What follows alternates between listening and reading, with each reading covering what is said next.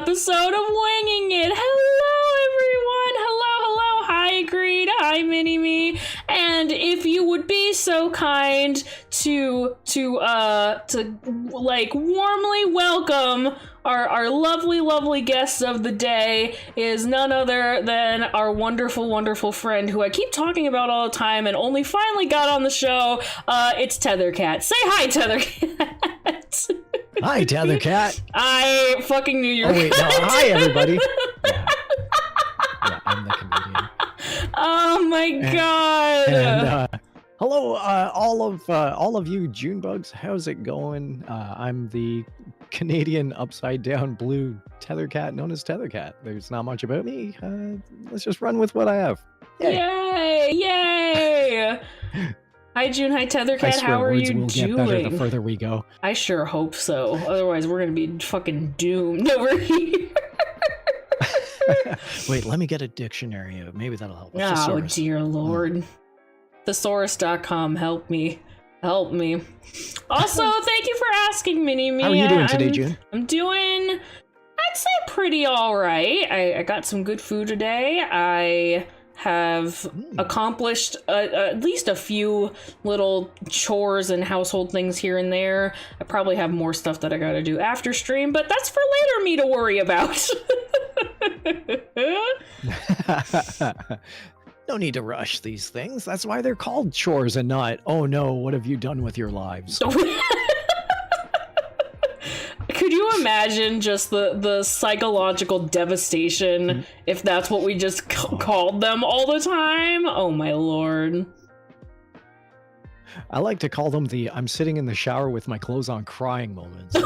Otherwise known as Tuesdays. Oh my god. You guys can already tell how this is gonna go. I hope you realize. Also, while we're here, how is the sound going for y'all? Is sound okay? Yes, how's audio check 1 2 1 2.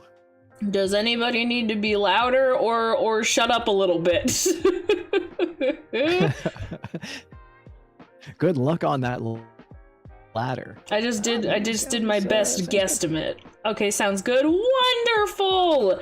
So as you guys know, this is an episode of Winging It. I have a list, a preset list of questions that I will be asking our dear guest, and we will be going through them one by one.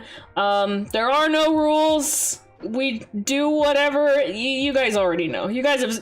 If this is your first episode of Winging It, I question what's going on in your life. I want to raise my hand here subjectively. This is my first episode of Winging It, and you are going to question what's going on in my life. So I just want to throw that out there. Yeah, there's a lot to unpack here. I am literally the thing you just described. I'm just saying for everybody else, like the viewers at home. Oh, you're giving favoritism. I get it. What to my fan base? To the Junebugs. I see how it goes. Gee, it's almost as if they're the ones that are here and always watching me all the time. But to be fair, you are also one of them, so I can't escape you even if I wanted to. Fair enough. Oh, That's God. fair enough. Hey, Junebugs, how you doing? As a fellow Junebug. Yeah. Oh, my lord. Okay, well, we will get started. We normally start off pretty chill anyway. The first question that I always pose is just give a general greeting, as people can probably put together. You are a VTuber, yes. Then my general greeting is the one that I always use when I'm on chat, and it's greetings and salutations, everybody. That's kind of the opening catchphrase on my streams. However, there's a little Easter egg, and I've done this. If anyone wants to go back and look at literally any 2 or more of my streams, I have a translation bar because my avatar and the papa of this avatar originated in Japan and is a manga artist. When I conceived the avatar, I intentionally aimed to have Japanese translation on the bottom of almost any of my streams. But to do an audio warm-up for my streams, instead of saying testing 1, 2, or some such, what I will do is I will say something and then add on, that's my luggage. And the translation bar at the bottom, which I refer to as translation chan, will come up with those words. So if you check out the opening of any of my streams prior to me saying greetings and salutations, which gets translated, just prior to that, there's a Easter egg of something, and it's always relevant to the stream.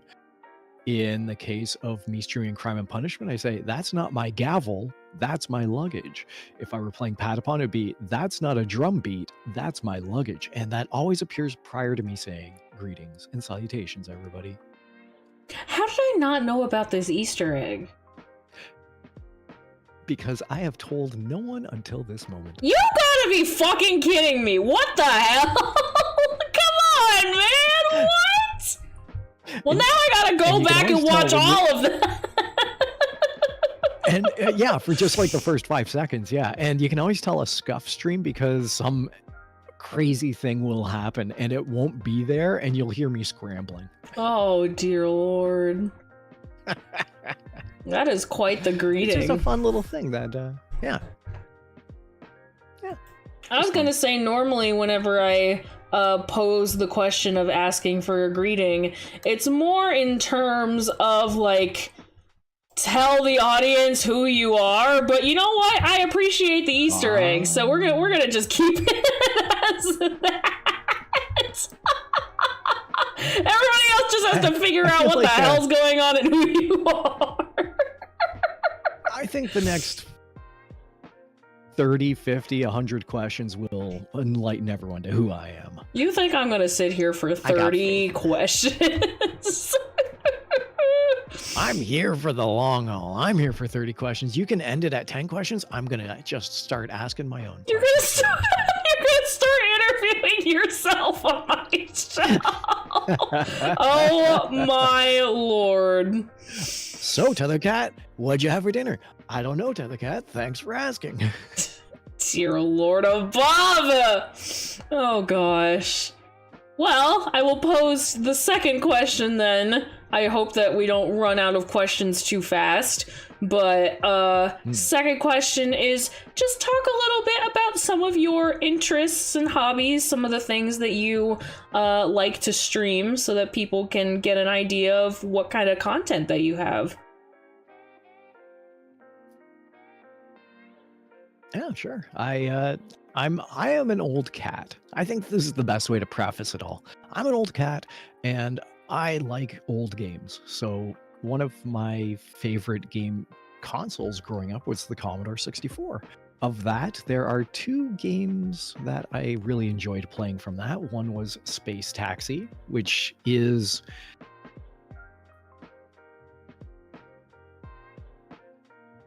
and it's a quick time reaction game that takes a lot of skill, and the graphics are very poor, and I love it. And the second game is Crime and Punishment, which is a roguelike judge simulation game, and it's been slowly gathering momentum since I've started playing it. Aside from that, I like playing a lot of, again, classics, a lot of Nintendo, Sega, PlayStation, Xbox, you name it, Nintendo, Wii, all sorts, including tabletop role-playing games. External to playing games, I am trying to learn how to play musical instruments genuinely. So I have picked up a keyboard. I think it's an 88 key keyboard. I've picked up an electric guitar, and I've also picked up a ukulele. And I have intention of setting up streams where I can play and learn how to play those instruments. When the heck did you get all those? You never told me you got any of those. What the heck? The reason I didn't tell you I didn't get any of those because I haven't been able to set the stream up for it. So why would I dive into things that I can't just actively do? Gee, it's almost as if we talk. Yeah, funny that. But I acquired those basically during the pandemic when anyone and everyone was looking for an outlet and mine was okay. to seek creative means to just, I don't know, do literally anything or go stir crazy.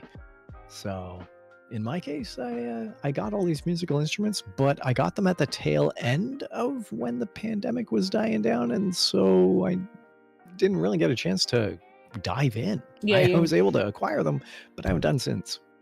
you just had to jump right back into work right away. Dang, man. Well, there was work, but then there's also this VTubing scenario, which I've only been, while I have been a streamer for the past few years, it wasn't until I gained this avatar last July that I've actually been fully Tethercat-y, for any lack of an actual word. Yeah. And it being a VTuber is just so much fun. To the point where I don't even want to learn how to play guitar. I just want to stream. Who has time to learn guitar when I'm having this much fun? Precisely. Also, hello, Indy, welcome in. Also, hi, Tactical. Bat with a bat, just need a bat. No, this is bat with a cat. The cat's just upside down. And Tactical is missing critical information. You don't got no wings. You're not a bat. No wings. I mean, to be fair, I didn't start off with wings, but that's neither here nor there.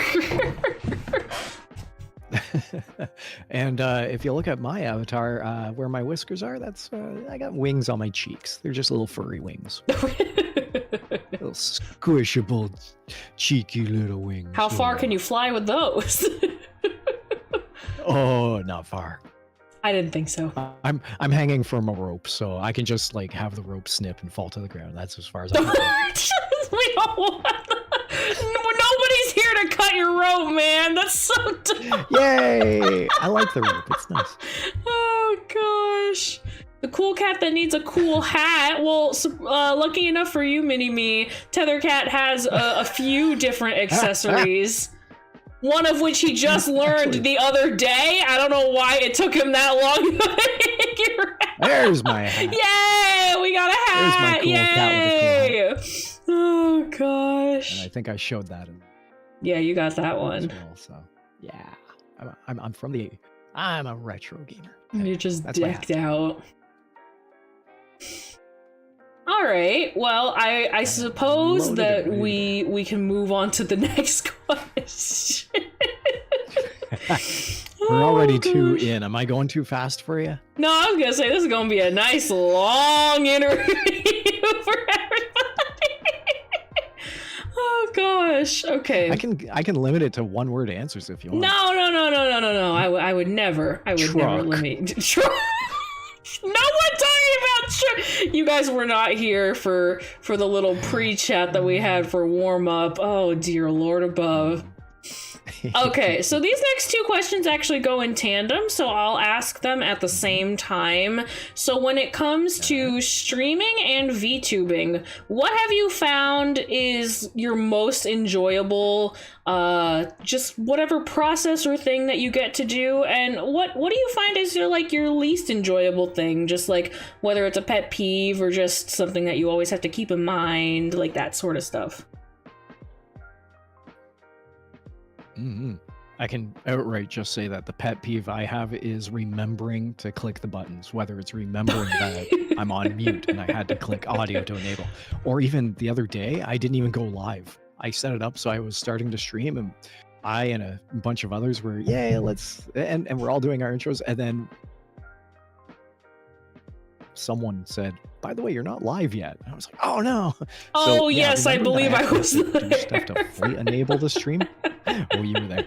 And yeah, that's the least enjoyable aspect of the streaming, because there's a bit of back end stuff that has to happen. Yeah. And if you don't check all the boxes and make sure everything's up and going, then you get a bit of a scuffed stream.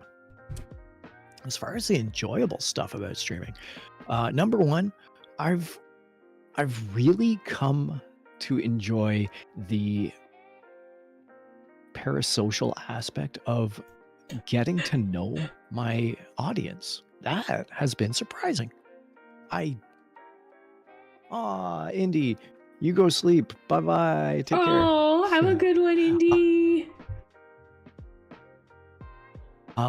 Yeah, I've found it quite interesting to engage with people who are watching the stream as a form of entertainment and allowing me to entertain them. Being involved in a game and then suddenly asking off to the side, oh, hey, I recognize you. How have you been and how's your day? And just that engagement. I know that having watched other streams, that was a fun role as a chatter. But as the person, the entertainer, I find that's just a really amazing, once again, parasocial, but still a really amazing connection to have with the audience. And I've loved introducing all of the games that I know and have become fond and acquainted with, allowing my audience to gain my personality, to glean who I am just from the quirky aspects of how I game and what I game. So I'd say those are the two both likes and dislikes about streaming. I feel like this is the first time I've heard a VTuber positively speaking about being parasocial. Oh, gosh. Yeah, but keep in mind, I have a very, very limited, and I might add curated list of audience members. Yeah. I don't put up with a lot of negativity or, how would you put it, foul discourse on my streams. I keep everything relatively clean, relatively chill. During Terraria, I would just sit there for hours and do fishing streams. Just sit there and just do fishing and tell fishing stories and just talk. And nothing would happen, and I'd have Terraria viewers show up out of nowhere asking me how my game is going and ask me my progression and did you get that weapon and did you find that super chest with all the items. No, I'm just sitting here fishing. Oh yeah, the Terraria gang that shows up every now and again when streaming Terraria, and I'm like, I've never seen these people before. They're like so enthusiastic. I love that for them. Yeah. And I love being able to provide them an alternate experience to what they might be accustomed to. I don't cater to the first-person shooter Call of Duty crowd, if you will. Yeah. But mine is more of a general comfy, cozy, warm, nestle in bed, watch some Tethercat kind of streaming stuff. Yeah. Also, and okay, this might sound a little egotistical, and I don't mean it to be egotistical, but I have been told that I have a very pleasant voice to listen to, and so I think that also plays into a lot of my streaming. No, I would say you can allow that to get to your ego. It is very pleasant. I'm just happy it makes people happy. I'm just talking normally. Everyone else is reacting with happiness in their hearts. I will say I feel a very similar way. I know I've mentioned it in previous streams, and especially like during Winging It, having audience participation and just people who are invested to come see you and talk to you and see how you're doing, like that is just like the sweetest thing. And then, you know, it is an added bonus when they like my voice or like who I am, and they are here because they like me. Not that I get like haters on my stream or anything, but No. Never. My June bugs can be degenerate sometimes, but you know what? It comes with the territory. I can't be that mad. I've had to deal with some disreputable. Yeah, it does come with the territory. Absolutely. No, I say degenerates lovingly. So I hope that I'm not going to get rid of them anytime soon, but they are they know that they're degenerates. As long as everyone knows, everyone's consenting, it's all good. You know? Consented degeneracy, yes, 100%. I'm sure there's a portmanteau of that somewhere. By the way, for anyone watching in chat, if you catch me saying any Canadianisms, point them out. Call me out on it. Make a call-out post immediately in chat. I will go out and about of my way. Oh gosh. To provide you with pure 100% maple syrup induced Canadian entertainment. What's that word that you call yourself sometimes? A Hoosier? It's like that. No, a Hoosier is someone from Indiana, I believe. What do you mean? I thought you... What? The Canadian term that you're thinking of is a hoser. A hoser? What's the difference? Oh, I do not. You know what? For all of my knowledge, I do not know the etymology of why a Canadian is called a hoser. Just that they are. Oh, man. Too many things I gotta keep track of. Anyway. I will move on to the next question then.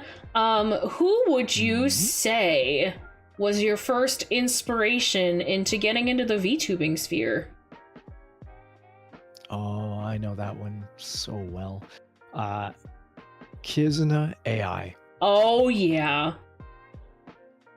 I can't. Everything that I am currently, I owe to that amazing superstar of VTubing. The central figure, the figurehead.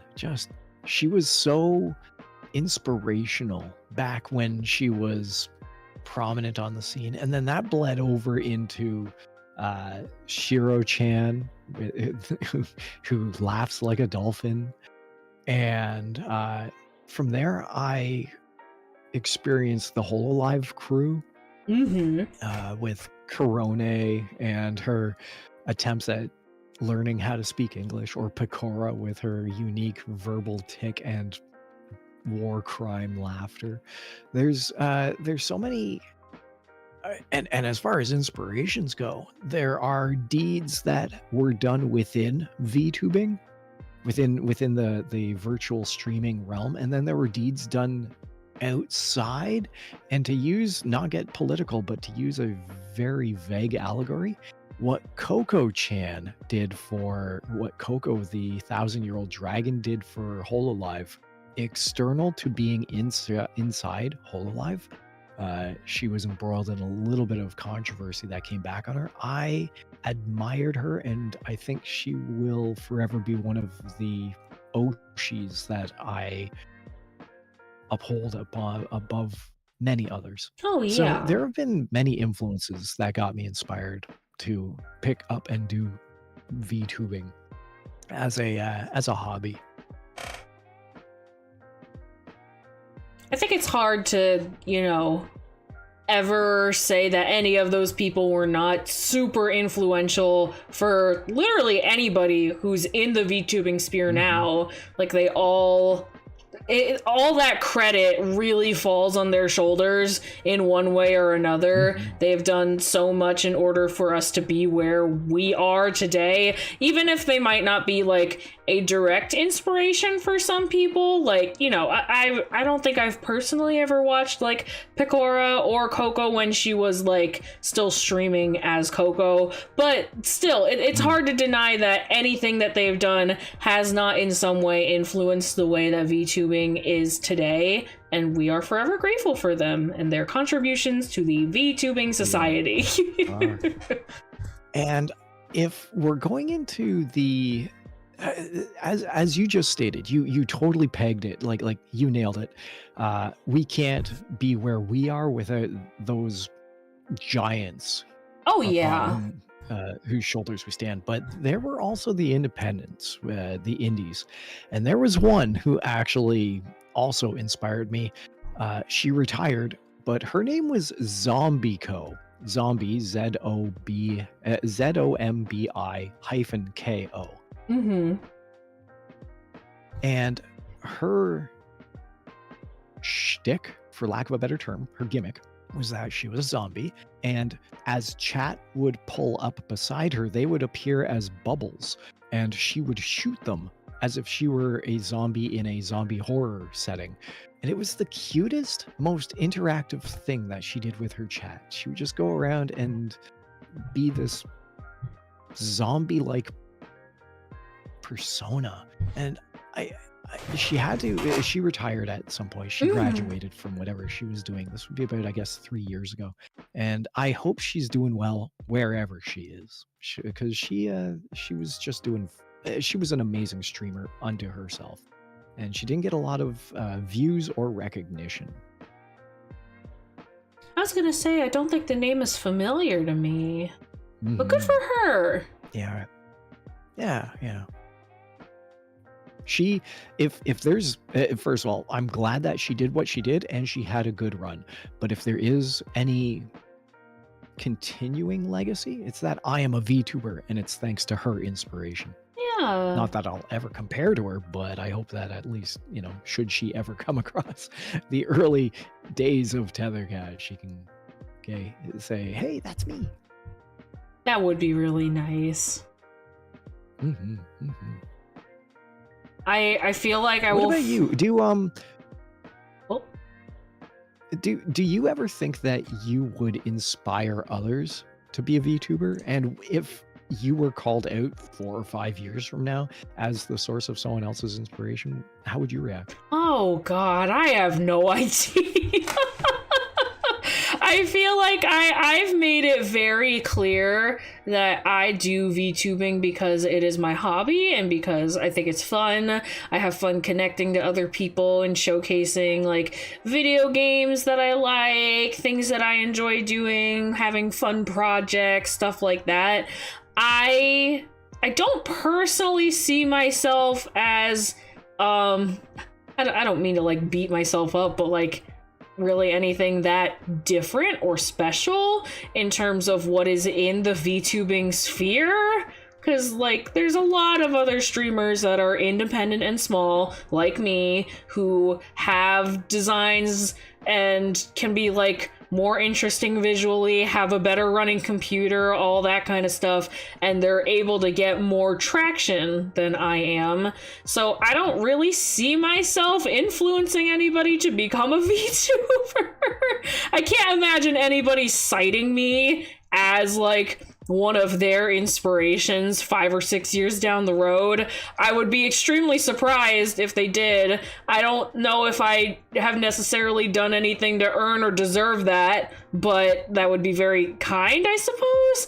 I don't know, like there are so many, and not to say that the market is oversaturated or anything like that, because like people can do whatever they want.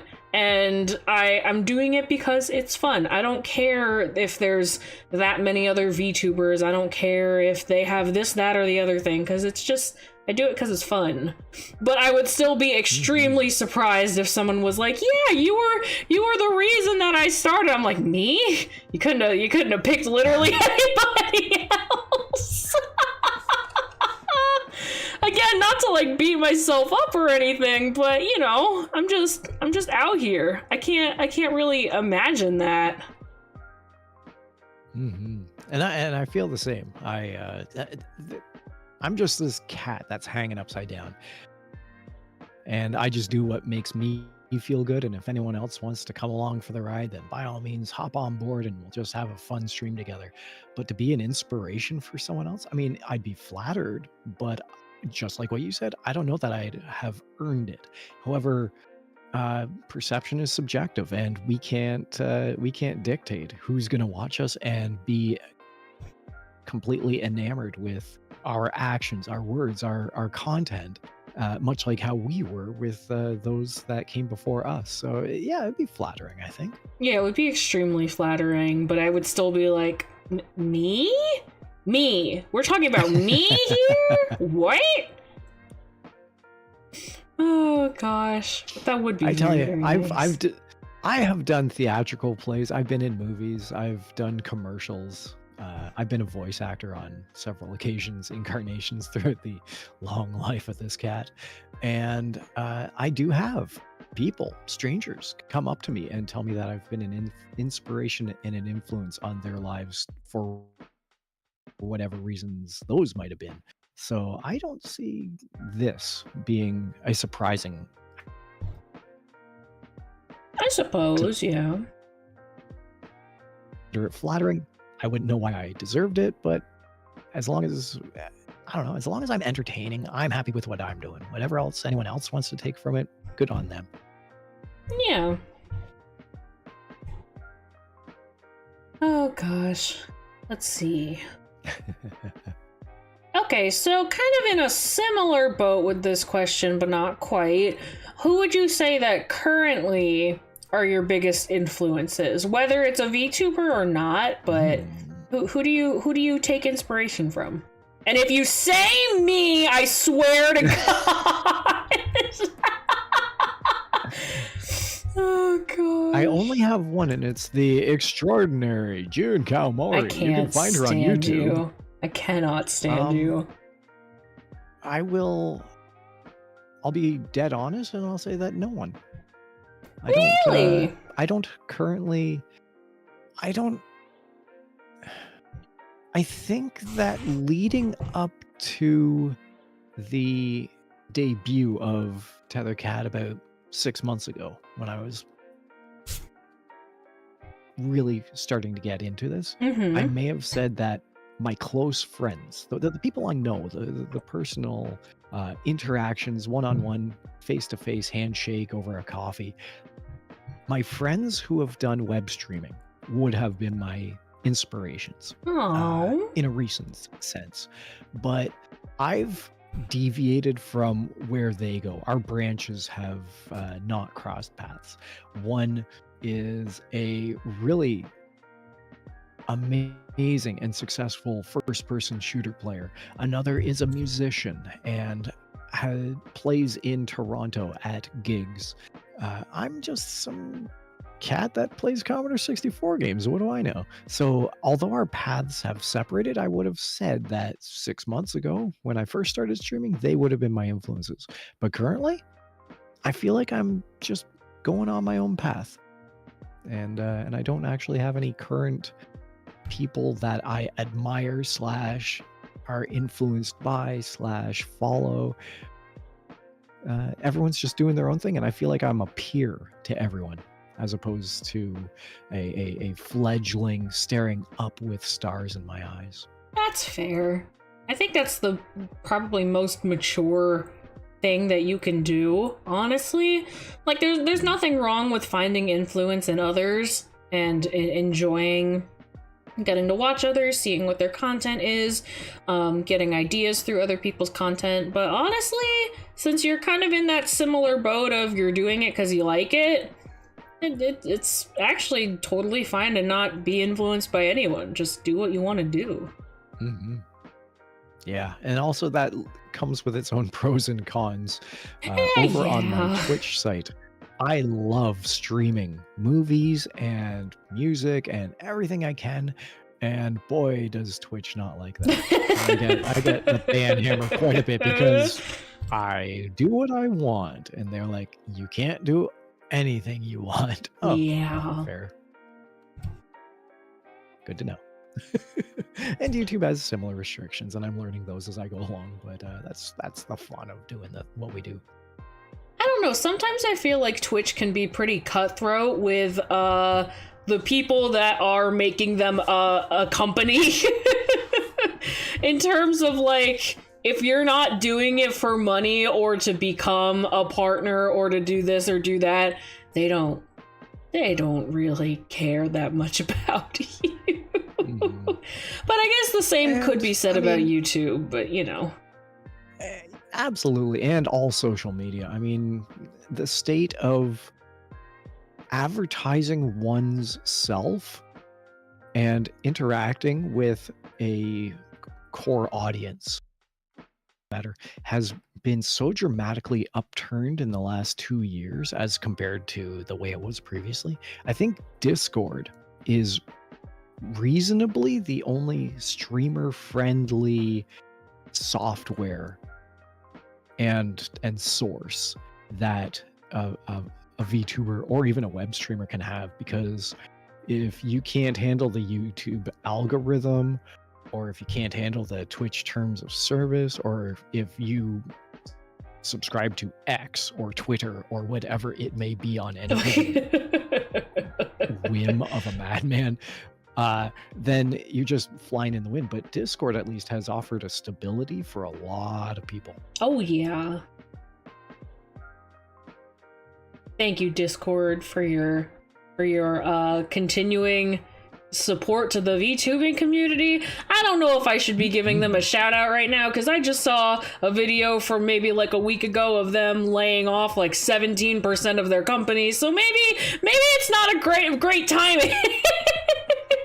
Yeah, and this is it, is that who knows how the winds prevail. These are all companies. Yeah. So we're just doing our own thing, and our alternative is for us individually to go and rent a web hosting site and promote our own videos on our website, and that's just unfeasible. That is not feasible in this day and age, in this economy. Not happening. Oh gosh, let's see. Oh, this is always a very fun question, and I think I've already touched upon it a little bit on my side of things. How would you describe your relationship to your fan base? Adversarial and combative. Adversarial. No, Oh my I love my gosh. guys. I would, keeping in mind, I really don't have that many core audience members, and for those I do, they tend to be segmented into the various streams. I have Terraria audience, I have Crime and Punishment audience, I have Grand Theft Auto audience, of which, by the way, and I really want to emphasize this, I play the top-down 1969 London version of Grand Theft Auto. I was gonna say, I have never seen you play Grand Theft Auto. What do you mean? Oh yeah, and it's incredibly cartoony. It's like being in an Austin Powers video game. It's amazing. I love that. But the games I play have its own segmented audience, and I will greet a newcomer. Oh, hello. Welcome to the stream. I don't think I've seen your name here before. I hope you enjoy what we're doing. And then over the course of whatever game I'm playing, I will assess whether or not they are there for specifically that reason, or whether they are an audience member who just kind of joins me along for all the games. And I just enjoy all of them. I like catering to specific audiences, and I absolutely adore having the fans which will just join me on any of the streams. I think that's so heartwarming. That is wonderful. I think it's kind of fun to have like audiences for different things that you do. I feel bad sometimes that I just kind of drag my audience. It's like, we're doing this today. You must stay and watch me do this. And I am so 180 to that. I will actively tell my audience, you don't have to stick around. You don't need to, you know what? I'm just going to sit here and play fishing in Terraria for the next 4 hours, and I'm just going to sit here. I will talk, I will engage, but you don't have to be here. You can come back in 2 hours. I'll be doing the same thing. And then I notice that my viewer count drops from 1 to nothing, and I'm like, well, good on them. No, I force my chat to sit with me. They have no choice. Yeah. Holding everyone hostage in my basement at all times. You better watch my streams or else. Oh, as it should be. All right. Next question. When it comes to VTubing and streaming in general, do you have any goals that you've ever set that you would like to accomplish in terms of your streaming? Well, I won't say viewer count or recognition. That's never been a concern for me. That's not my end goal in the least. And my immediate end goal is always just being an entertainer, which just comes so naturally to me. I think, though, that, as I mentioned, learning how to play a musical instrument, that would be a stream series that I would really enjoy undertaking. Yeah. I was conflicted, and hey, I'll ask for your advice, June. Oh boy. I was conflicted because I started streaming Duolingo, which is the learn a language streams that were popular a little while ago. Yes. And I had the choice, because I'm an Anglophone, I speak English, and I'm located near Toronto.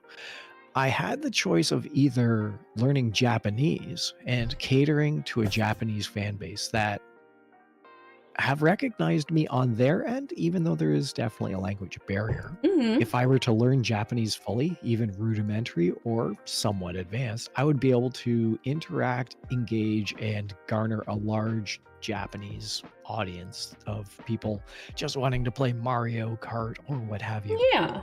Conversely, see, that would be fun as a social stream. Conversely, if I were to learn French, and specifically Canadian French, Québécois, Mm-hmm. as a Duolingo stream, I could actually use that in my real world day-to-day life, where I would encounter people in the community and I'd be able to say, salut, bonjour, comment ça va? And actually understand A, what it is I'm saying, and B, what it is they're replying with. So I took grade 12 French. Actually, one step up from grade 12 would be OAV. And I never understood what OAV stood for. Or is it OAC? I'm getting my anime history mixed up with my actual OVAs? education. OVAs. OVAs, OAVs. By the way, back in the 80s, OAV and OVA were interchangeable. Really? Original animation video. Yep. But OAC was something along the lines of the Ontario Academic Curriculum, I think it was called. And I'm loosely guessing at that. And it was the step up from the most advanced part of high school, just shy of entering into post-secondary college or university, OAC. And the only credit I ever got for that was in French. However, that was decades ago because I'm an old cat. And my linguistic knowledge of the Francophone language and community has diminished incredibly over the past decades. So my conflict was if I should start up a Duolingo stream, should I go for a fun social catering to a Japanese audience, or should I actually stick to a real world French where I would use it daily? So anyway, that's so I opted for neither. I stopped doing Duolingo streams a couple months ago. So what are your thoughts? What's your advice on this? Oh gosh, Senpai. I hate it that you call me that. Oh god.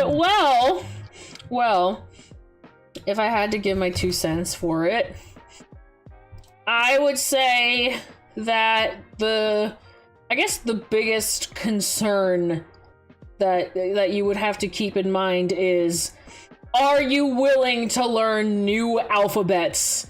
Because they do not use the same alphabet, obviously. Mm-hmm. Yeah, and that was a challenge with Duolingo, absolutely. Yeah. So if in your olden cat days you do not see yourself absorbing and fully understanding and learning not only 1 but 3 new alphabets, I would probably say that the application for French is probably more in your favor. But if you're committed enough. And listen, there are lots of Japanese speakers in the VTubing sphere that do not understand kanji anyway, so you wouldn't miss out on too much on that front anyway. Oh, that's a good valid point. Yes. Thank you for the candor. Yes, of course. I think it's candor. Is that the word? Have I just made up a word, or is that the camphor, like the oil or whatever? No, that's camphor is the oil. Candor is solicited advice, I believe. Oh, okay. I'm just used to unsolicited advice. What do I know? I guess. Yeah. That'd be uncandor. Oh gosh. All right, I'm actually looking up the definition of candor. Unreserved, honest, or sincere expression, forthrightness. Okay. Oh, there we go. I'm almost smart sometimes. Just a little bit, I guess. Similar question then. What would you say is your biggest accomplishment that you have completed with streaming? Ooh, now that's an excellent question. That one is. I'm curious what the others have said on this show, and keeping in mind that I've only really been doing the Tethercat thing for about 6 or 8 months now, and what their longevity of experience would be. But comparably, my biggest accomplishment, I mean, aside from just getting it up and running, I mean, there's a difference between, hey, I've just installed an auto install OBS. All I have to do is hit a button and yay, I'm now on the internet, as opposed to, oh no, I'm now learning all the intricacies and many, many, many buttons involved. Biggest accomplishment? I don't know. I think getting the translation chan up and running. That is a good accomplishment. In a sense, it was as simple as following someone else's tutorial, and that's all it was. But more to the point, getting it up and running, really tweaking it for my needs, and then sticking with it, really pushing and promoting a cross-cultural linguistic barrier diminishing aspect where my streams can be enjoyed by a somewhat larger global audience. I would say that is the best thing, the greatest accomplishment that I made. I think that's a pretty good answer. That's as good of an answer as I could have ever expected. I have an addendum to that, which is that some of the of the followers I have of my Japanese audience, I have been approached by 2 of them privately to help them in their English studies while they, the Japanese, are studying English. And I absolutely said yes, by all means. I'm a pretty altruistic cat by nature, and I ask no recompensation.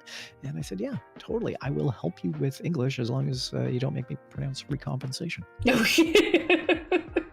That is a very good thing, limitation. Yeah. So, and they've taken me up on it. So they are getting better at their English skills. And I'm happy about that. I think. And here's the thing: would they have known that I was an available source, an available outlet or inlet, if in their case, to learn from? I don't think they would have had I not instituted the translation that I instituted. Yeah. Funnily enough, I think I have an opposite of that going on, where frequently I have speakers of other languages far and wide show up in my chat and then continue to chat in the language that I do not understand, and I can't respond to that. Yeah, that's a tough one. Oh my gosh. And I think I had a German come into my chat during a Terraria stream, possibly. This would have been months ago. And I immediately stopped what I was doing. I'm like, oh, wow, thank you for showing up, user 1183. And just hold on a moment. And I took whatever it is they chatted and I tossed it into a tray. Like, I totally stopped what I was doing. I put a pause, a hard stop on what I was doing because I really wanted to interact and engage with them. And I found out, and then I typed into the translation, whatever it was, my response in their language, and then I vocalized it. I cut and paste the words into the chat, but then I attempted to enunciate it verbally, and I got the equivalent of an LOL, I think, as a response. That's very sweet. Because let's face it, I'm an Anglophone. Yeah, you do your best. I do my best. Oh gosh. All right. Next question then. Do you have any fun lore to share Because my June bugs are still mad at me that I don't have any lore.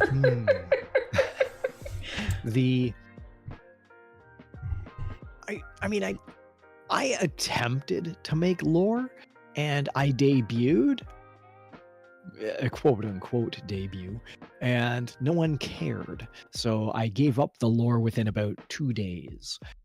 I would say that the most fun lore that I have is that I still don't know what my height is. Oh, okay. And once again, I can refer back to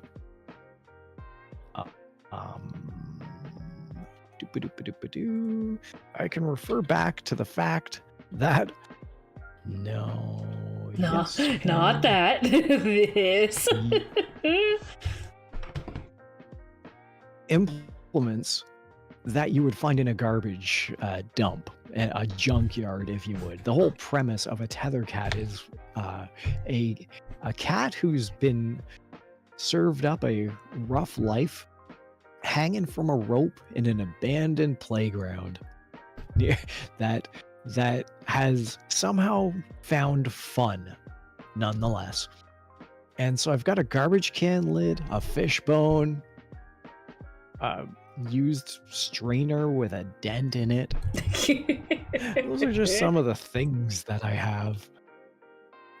some weird pair of sunglasses from the 1980s. You're just finding everything in that garbage can. I love it.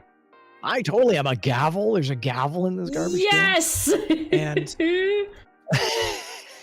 but the question does remain, like, what is my height? And so I've had to actually look at the garbage can lid and the strainer on the head, and I honestly don't know how tall I am. I'm definitely the size of a garbage can. Is it a bit larger, a bit smaller? Who knows? That's probably the most fun lore that I have on my end.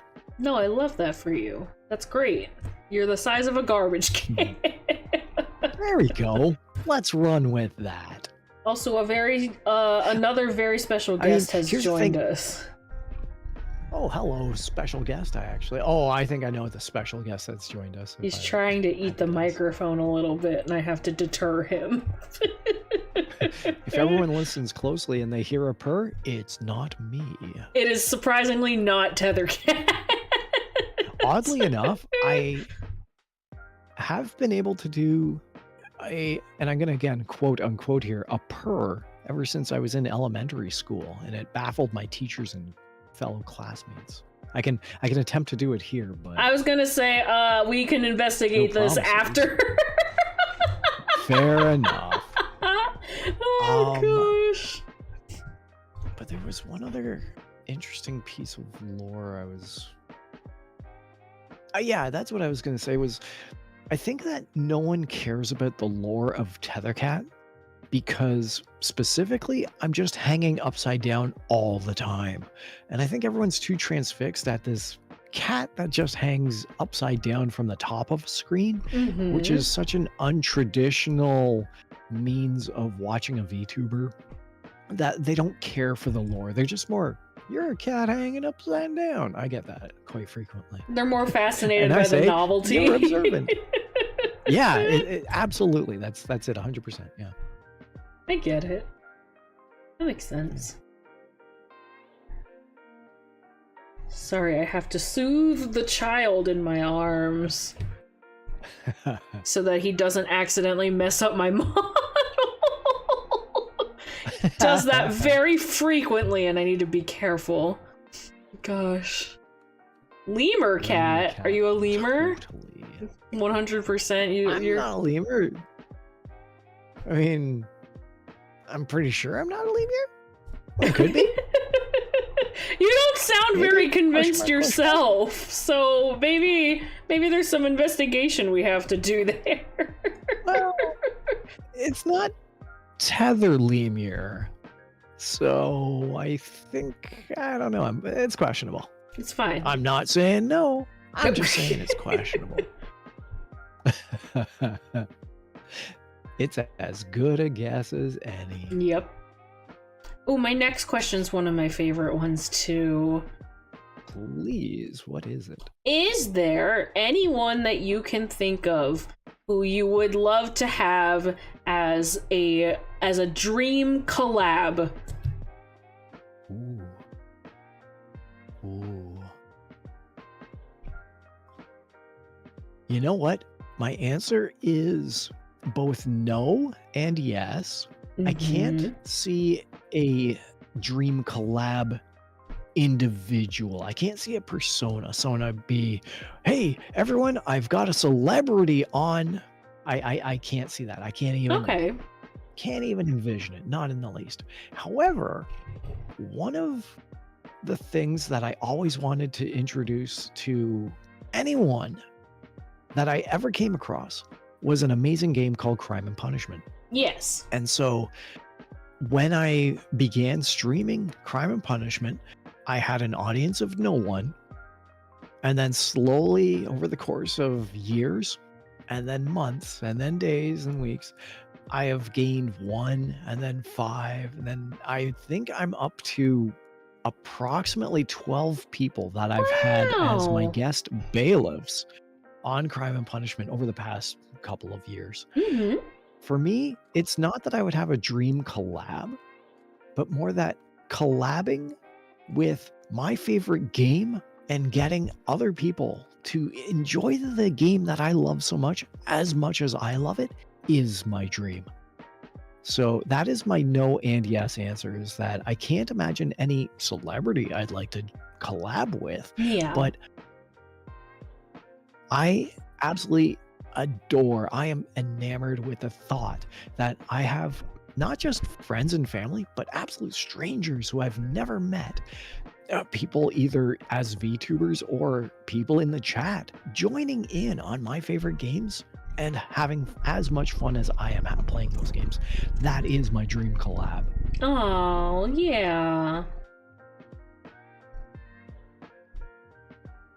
But are you telling me you would not want to sit in the same room as for example, Mr. Gerard T. Rexford and play Crime and Punishment? Which is an excellent question. I'm an old cat and I've been around for decades.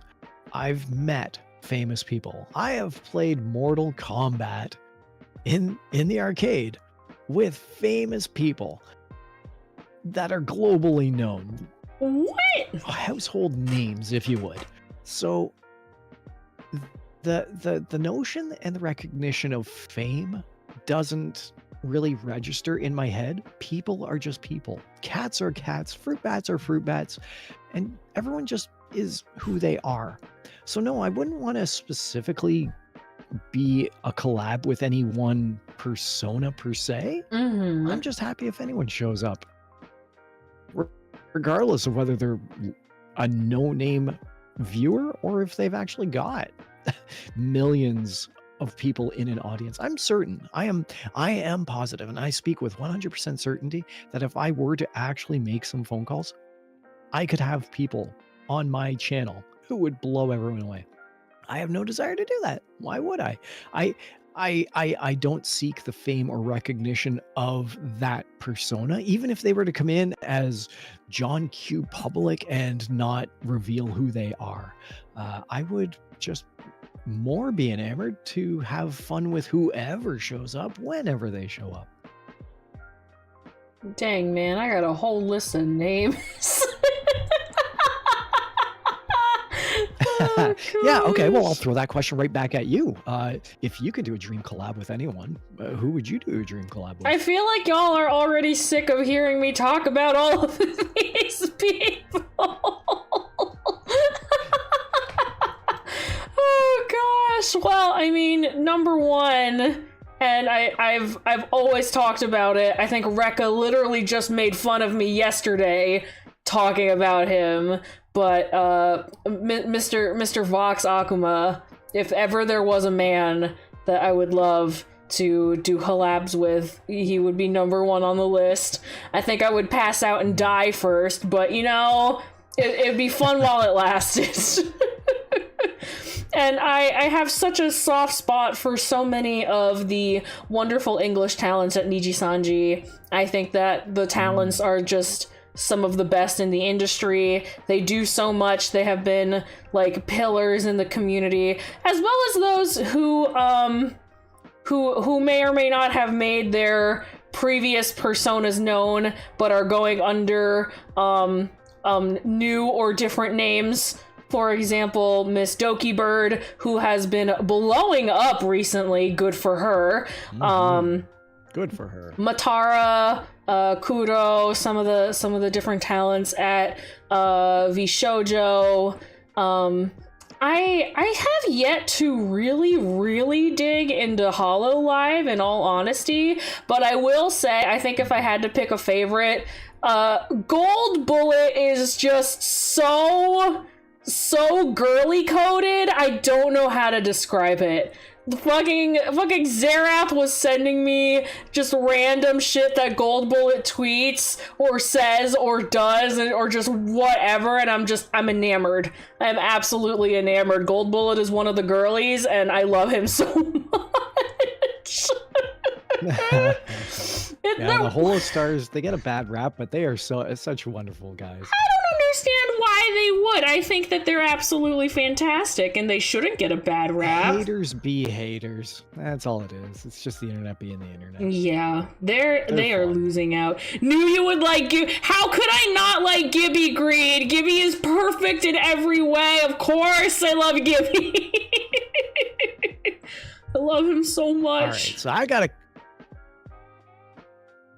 got a question for you, and this is the 180 to what you just asked. Oh, boy. I've seen some streams where, such as Monopoly or the Game of Life, or maybe a Nintendo Switch play around, where it's a famous talent inviting little or no name streamers to join them. So my question to you is, if you could be the guest on any other person's collab, A, how excited would you be and who would that person be? And B, how much of a total fan would you just squeal about while you were on said stream? Well, I mean, 100% for literally anyone. You could name literally anyone in the industry and I'd be like, holy shit, they invited me to their stream? What do you mean? And I would just be absolutely ecstatic. I even have, I've previously asked, and I'm still waiting to organize another Winging It collab with one of my absolute favorite indies. I am patiently awaiting their return, and I'm already just tickled that they agreed to join me. And they're just an indie, and well, I shouldn't say they're just an indie, but they're not nearly at the level of like big corporate streamers, and they have like a relatively like more medium-sized fan base. Like there's not like people by the thousands sitting in their chat, and I think that they're incredible, and the fact that they even agreed to do something like this with me, I don't know what I did to earn it. But it sounds like you're already that level of excited fan now just talking about it. I am. You have no idea. When I was telling Chronic and some of the other cave guards about it, and just oh my gosh, I'm so freaking excited. And I feel bad because lately they haven't been able to stream the past couple months due to work stuff. So they just haven't been around, but I know that the second that they're back and, you know, I'm able to get a hold of them in their own time whenever they're, you know, not rushing around, because obviously there's no rush for this sort of thing. Like, I'm going to combust. I'm seriously going to explode. I don't know what I'm going to do with myself. Also, hi, Deadman. Welcome in. 2 bats, buy one, get one free. Tethercat is a cat. How many more bats do you guys need? I don't have a bat per se. I do have a gavel, if that's worth anything. Oh, dear Lord above. And I know how to use it. Oh God. Yeah, it sounds like you're combusting already. And I don't know that I think I would have a similar reaction. I think I'd be more ecstatic on just being invited to streams Yeah. than I would the core name behind it. Obviously, I mean, I suffer from anxiety as much as anyone else. The larger the talent, the more nervous I would be on a larger stage. Oh, so yeah. if it were a no-name talent, I would be happy. And then if I were on a Jun Koumori stream, I'd be nervous. Oh, shush. And that's about as far as it goes. You can't get much more Lord. top tier than a Jun Koumori stream, in my opinion. I don't know what you're talking about. My goodness. There are more popular talents? What? What? Really? What? I mean, don't get me wrong. Just the idea of getting invited to any collaboration is already just like the sweetest gesture. I know I talk about Kareen a lot. She'll always ping people being like, hey, who's down to play this tonight? And even though it's very informal, very like whatever, just the fact that she trusts me to, you know, not to say that I would ever misbehave on stream. But that I can be a consistent guest and, you know, always be welcome there. Like, that always just puts a smile on my face. Right. There's orchestrated misbehaving, and they're aware of that. If they're inviting you, they know. Listen, there are whiteboards in Lethal Company for a reason, and I am allowed to type whatever I please. That's all I'll say on that matter. Also, yeah, now that you have been invited on the channel at least once, and in this case more than once now because you've already gotten into a tier list stream, you're not going anywhere. You are always invited to join for other stuff. I will probably be asking you all the time to join for other stuff. Aww. That's so nice. Once you're here, you never leave. And you've been an open voice chat participant in many of my crime and punishment streams, and I'm still trying to get you on for a formal collab where it's you and I gauging the cases of crime and punishment, as well as whoever else shows up in chat. So yeah, that would be that's a fun one that I'm looking forward to sometime down the road. We still gotta F around in Terraria too. That would be great. Oh my god, that'd be so fun. That'd be fantastic. We'd build a fishing hut and just do nothing. Yes! Yes! That's what I need in life! Just fishing! Nothing but fishing. Just 100% fishing. You've completed the fishing quest. No, we haven't. There's still more fish available. No such thing as finishing the fishing quest. No such thing. Fishing never ends. Fishing is eternal. Fishes love fish's life. People come in and they're like, "Hey, did you fight the end boss of stage 3?" No, I'm fishing. Can't fight. Too busy fishing. Can't fight. Don't you? I'm busy doing hot girl shit. Leave me alone.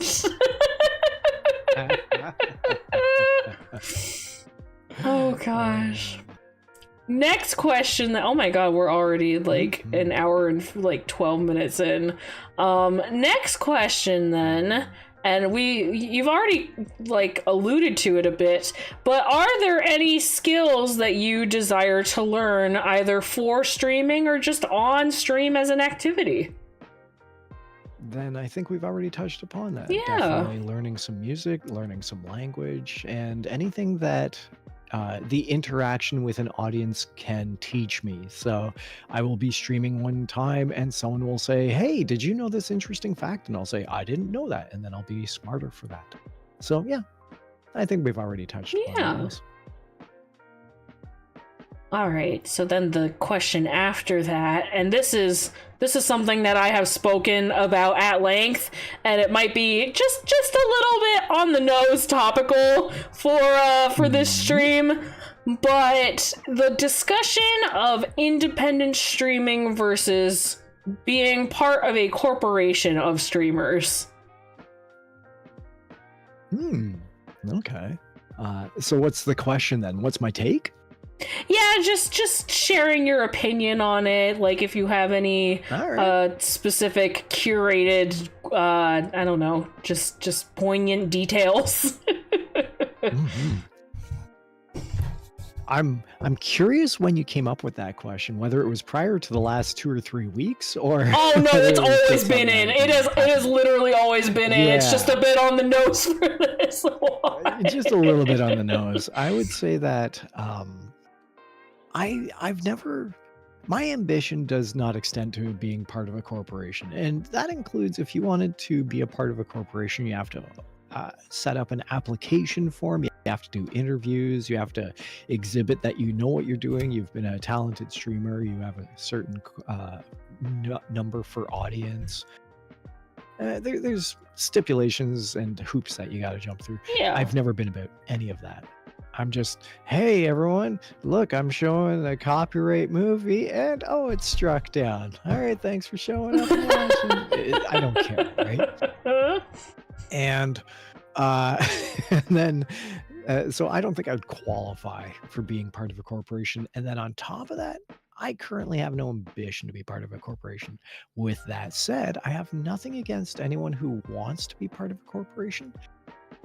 And I have a lot recently against corporations that don't treat their talents as the core product that they are selling with the utmost esteem and concern and support that they can provide.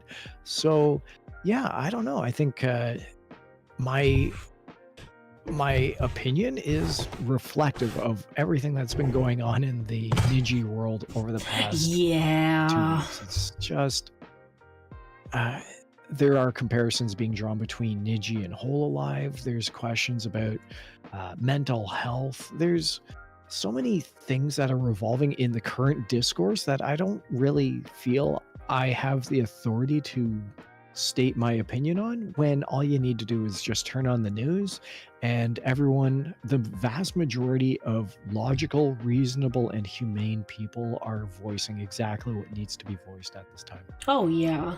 As well as the streamers themselves. Yeah, most definitely.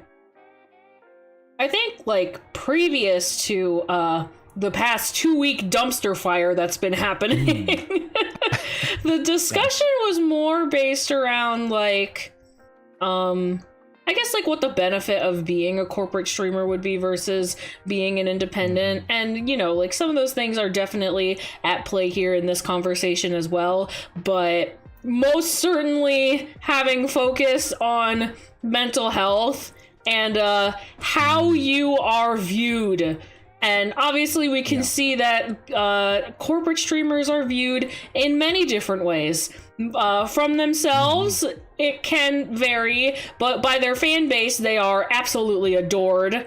By the internet as a whole, they might get ignored, and apparently by their companies, they get directly abused. But that's neither here nor there. Right.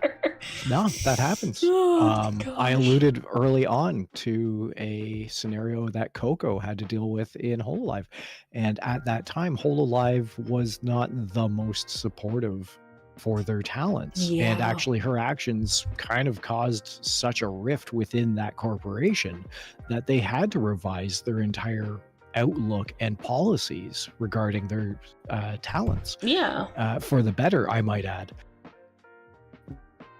It doesn't seem like that has been the case for many, if not all, other companies. I mean, there's a couple that are good, but not a lot. And so I would provide the advice for anyone who's been wanting to join in as a streamer is to just stick with being an independent and keeping an ear to the ground and what's going on behind those curtains, because it's a tumultuous time to be a VTuber, a streamer in general.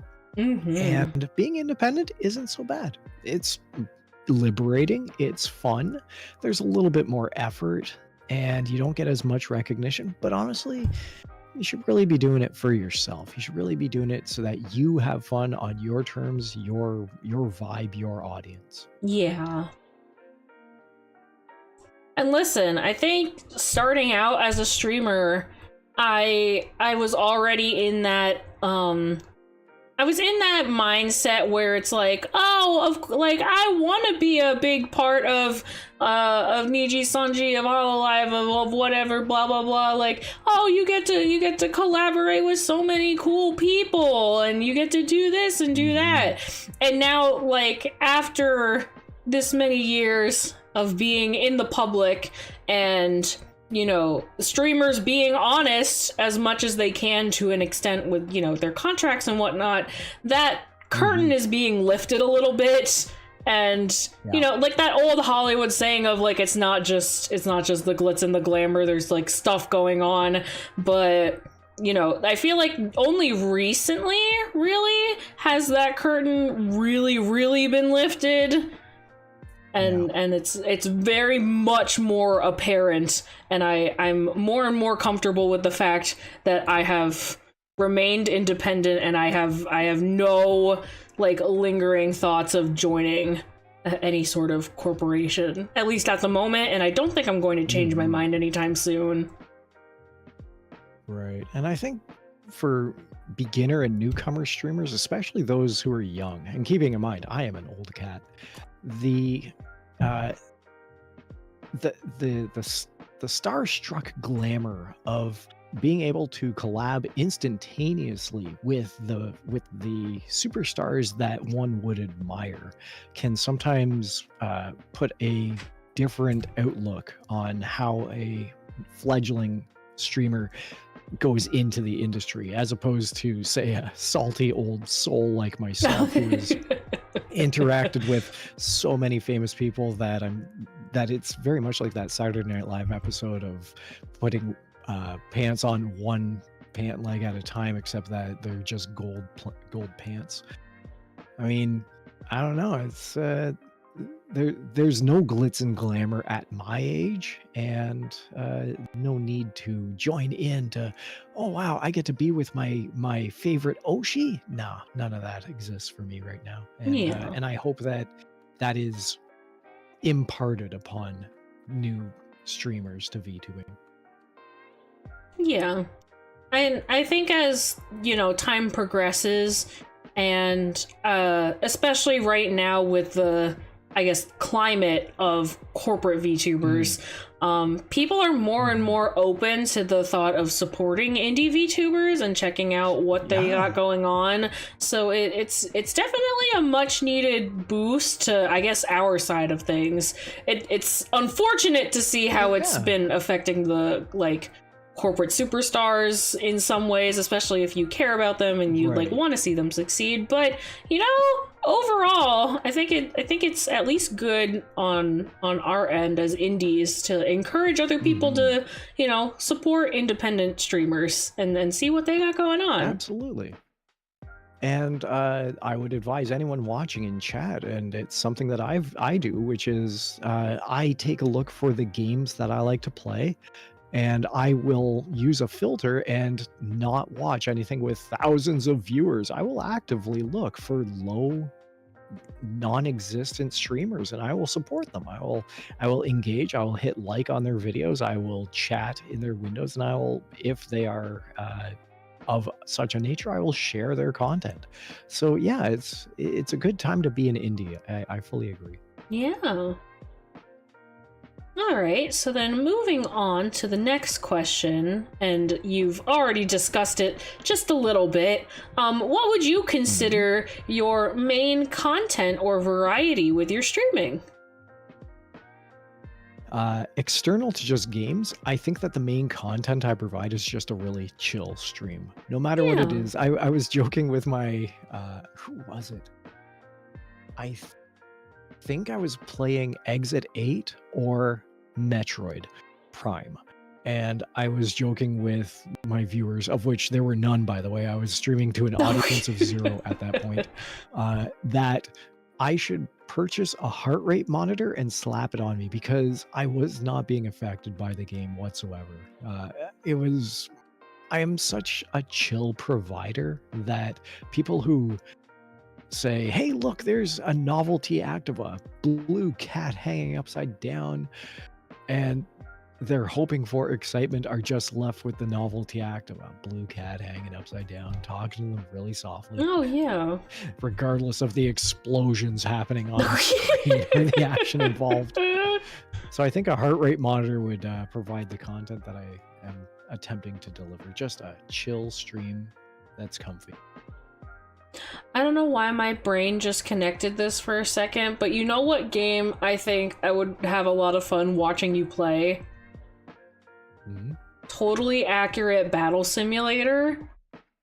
Oh yeah, I've seen that game in action. That would be very funny to watch you play. I think I would enjoy it quite a lot.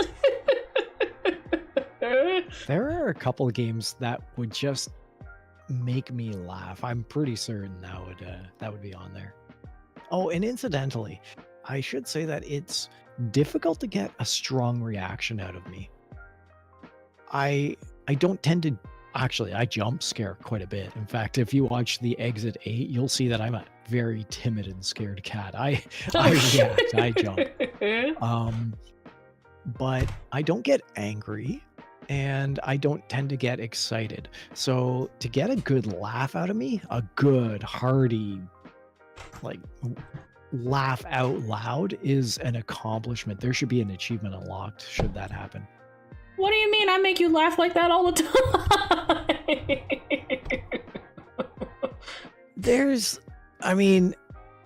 I think we were playing Crime and Punishment off stream recently, and there was one incident that someone had said something, and I was playing with your June bats. Yeah, you and my describing June a case.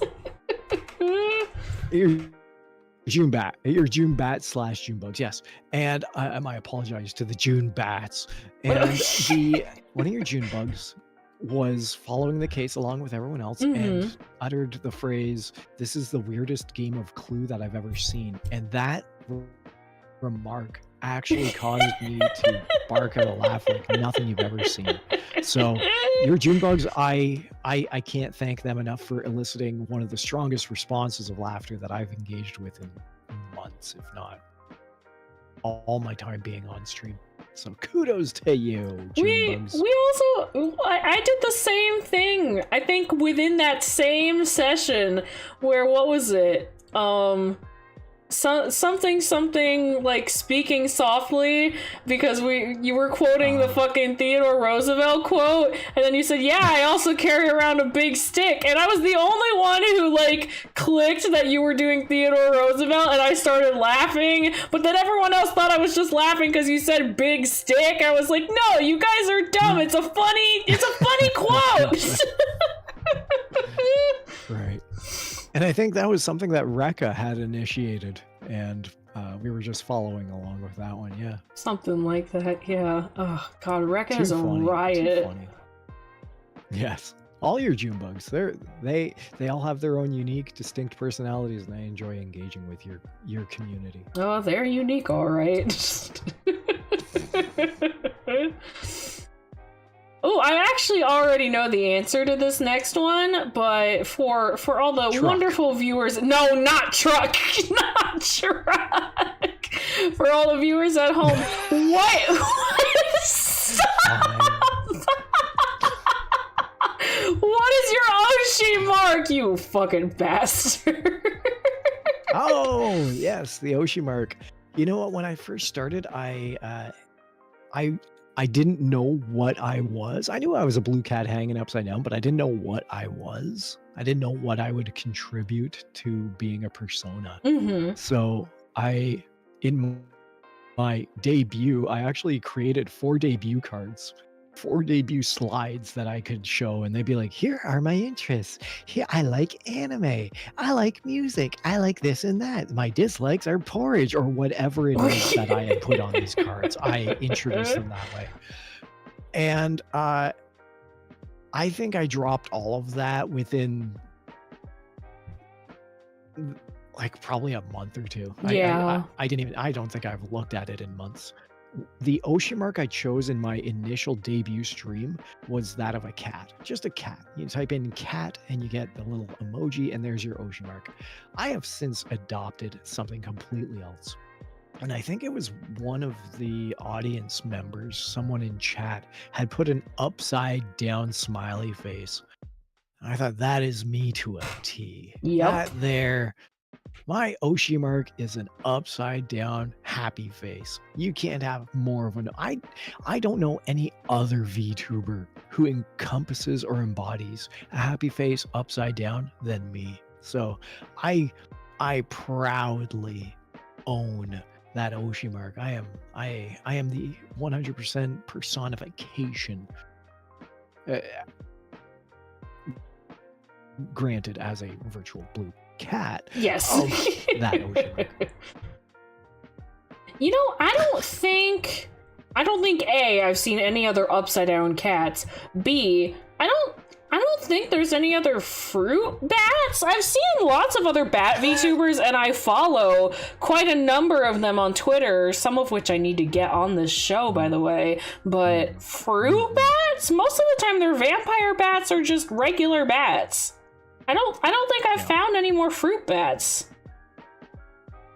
Yeah, and the manga artist who designed my avatar is an actual published manga artist. They have gone to conventions, sold books, and the majority of what they draw, when I was scouting for an avatar to encompass the Tethercat persona. By the way, I have used Tethercat since 2013 and probably 2011. So the when I was looking within the last 2 or 3 years for an artist to formally design the envisioned Tethercat look, I found an artist specializing in cat or kimono artwork over in Japan. And this is not the only design they've done. Their entire selection is large cat-like artwork, very similar to my design. So I have a whole group of brothers and cousins and sisters and everyone you can think of over on the Japanese side who look just like me with varying designs. I'm the only upside down one, but they are of all shapes, sizes, colors, and quirks, and I love each and every one of them. If I could have that language barrier destroyed, I would have all of them on my channel all the time. They're amazing people. Man, I will say I am a little jelly, just considering the fact that I have created my own persona, and I do not have a mama or a papa, so no siblings on this side in terms of that.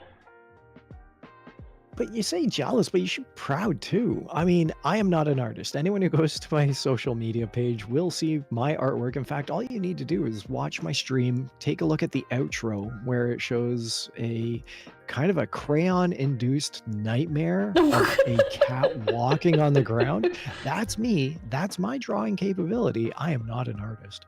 I'm a writer. I'm an actor. I am a voice actor. I'm a singer, but I am not an artist. So I actually admire and envy you, June, for designing your own avatar. Congratulations and kudos to you. I didn't have that option with what I was given, so I purchased one, and I have no qualms or regrets. I think that's an amazing design on my end, but that doesn't even remotely diminish your efforts. And I think that you have a design, an avatar, persona that you should totally be proud of.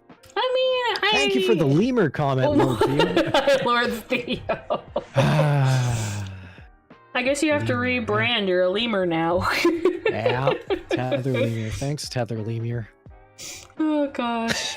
I don't know, because you're the second person to mention the lemur. Anyways, please, sorry, June, go on. I feel like, and don't get me wrong, because I know with some Vroid modeling, like it does take a significant amount of effort in figuring out like what you want to do. But for most of mine, it's just plugging things into things and figuring out what looks good together on things that were already created. So while I'm not, creating my own artwork for like a 2D model, because Lord knows I do not have the skill set to do that to the ability that I would want it to be. That's just not gonna happen. I am still very happy with how my model has turned out. Even my like original model before I updated this one, I was still very happy with how those turned out. It was my very first time getting used to the program, learning how it worked, how to create different outfits, how to do this, how to do that, like all that kind of stuff. And I'm very happy with how my model looks on all just free assets, things that I've kind of cobbled together on my own, learning how to do just minor editing like recoloring and like just any of that kind of stuff. So I am happy, but you know, I think it would be fun if in the future, whenever I do get a 2D model, you know, knowing that I have VTubing siblings in the same way of that sort of nature, I suppose. Well, here's a question for you then, is that the artist that designed this Tethercat avatar goes by the handle of Mizu. Do you have any artist that you would absolutely adore to design a live 2D for you? And I'm talking any artist. I'm talking they could be a Western comic artist, a Japanese manga artist, a friend, any artist in the world. Who would just tickle your funny bones to make your live 2D avatar for you? I mean, I will say previously on like my personal Twitter account, I had reached out to one of my favorite artists because I follow so many artists on my personal Twitter of just all sorts of different styles and whatnot. And I was like scrolling through this one artist's work and I sent out a DM being like, have you ever thought of opening up live 2D model commissions? Like, obviously I will compensate you. I am very interested. And then they never got back to me, which saddened me. But, you know, like, for some people, it's just not something within their skill set. I'm not going to get mad if they, you know, aren't able to.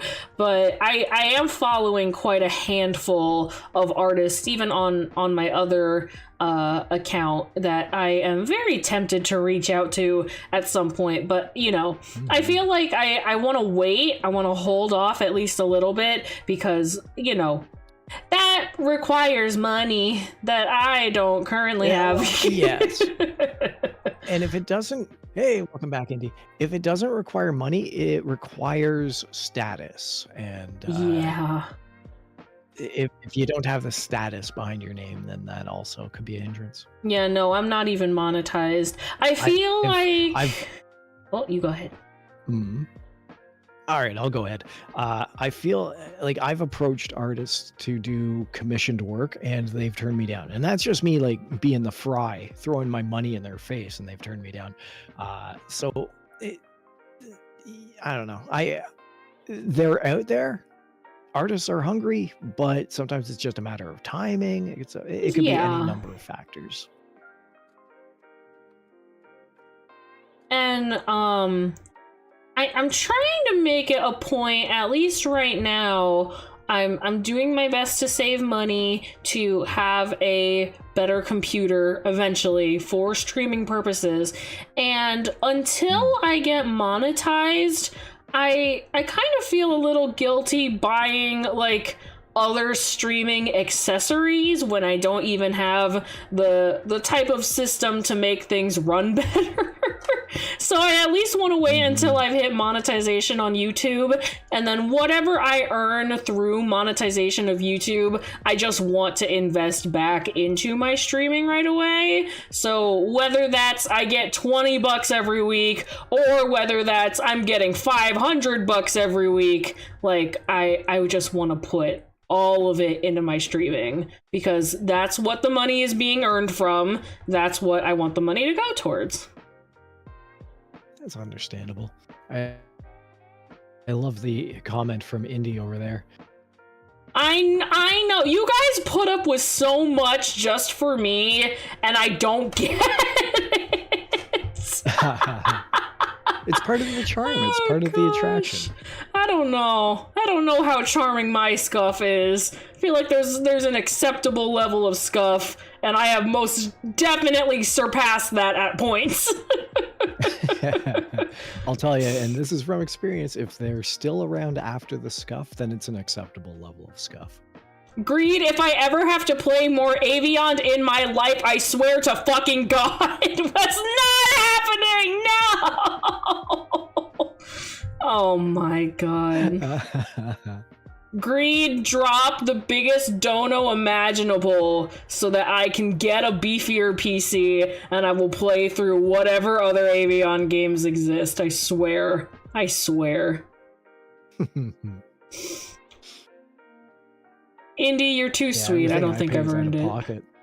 I know, but so I mean, you're again. This is why my cooking skills are limited to macaroni and cheese. As a recipe is literally just macaroni and literally just cheese. Cursed! I hate it. I hate it so much. My expenses are low, so that my hobbies are well paid. Oh my lord. Moving on to the next question. Moving on. Now, my fan base already knows, and even you brought it up as we were setting up, but do you have any streaming rituals?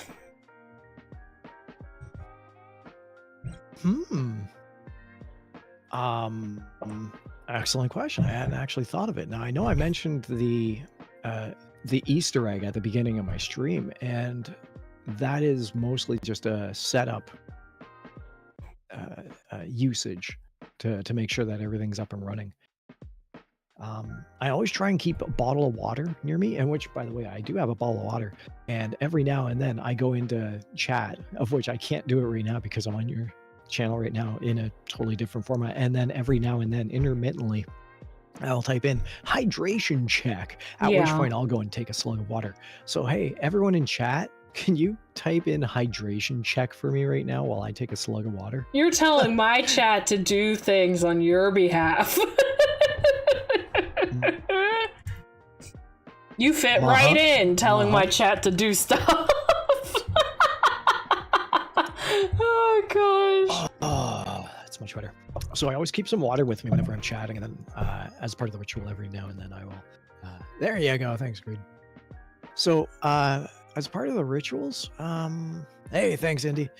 I don't think I have too many others than that. Just making sure that the tech is set up, making sure that the hardware, the software, the lighting and everything.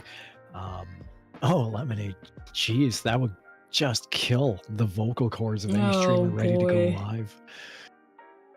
I don't think I really have anything, but then once I'm on, I do the Easter egg, I do the greetings and salutations.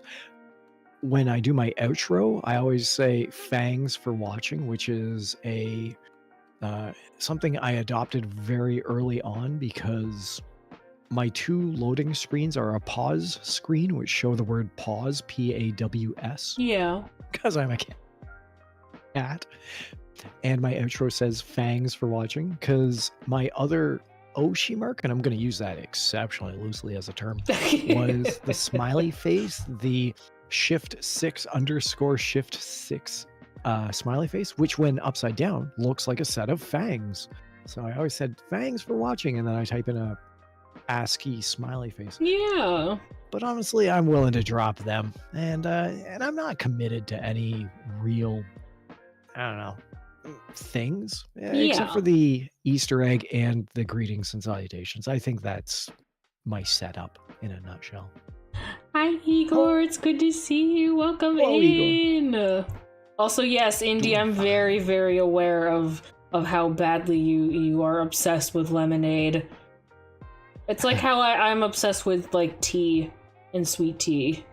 I just love sweet tea so much. Can't help it. And me with water. Yeah.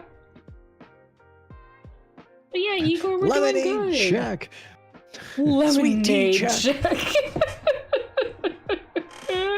Just throw all the checks in there. I want lemonade now. I don't blame you. I can't wait for it to be actually warm enough outside to enjoy very cold lemonade when it's hot outside. I need that. Yeah, I fully agree. That'll be nice. Ooh, okay, so we are actually almost wrapped up on like the official set list of questions, and then I have a bunch of for funsies. Second to last question. Do you have any advice that you would share for anybody thinking about starting to stream or specifically being a VTuber? And I think we touched upon it earlier, but luckily for everyone right now, I can't remember earlier. That's a benefit of being an old cat.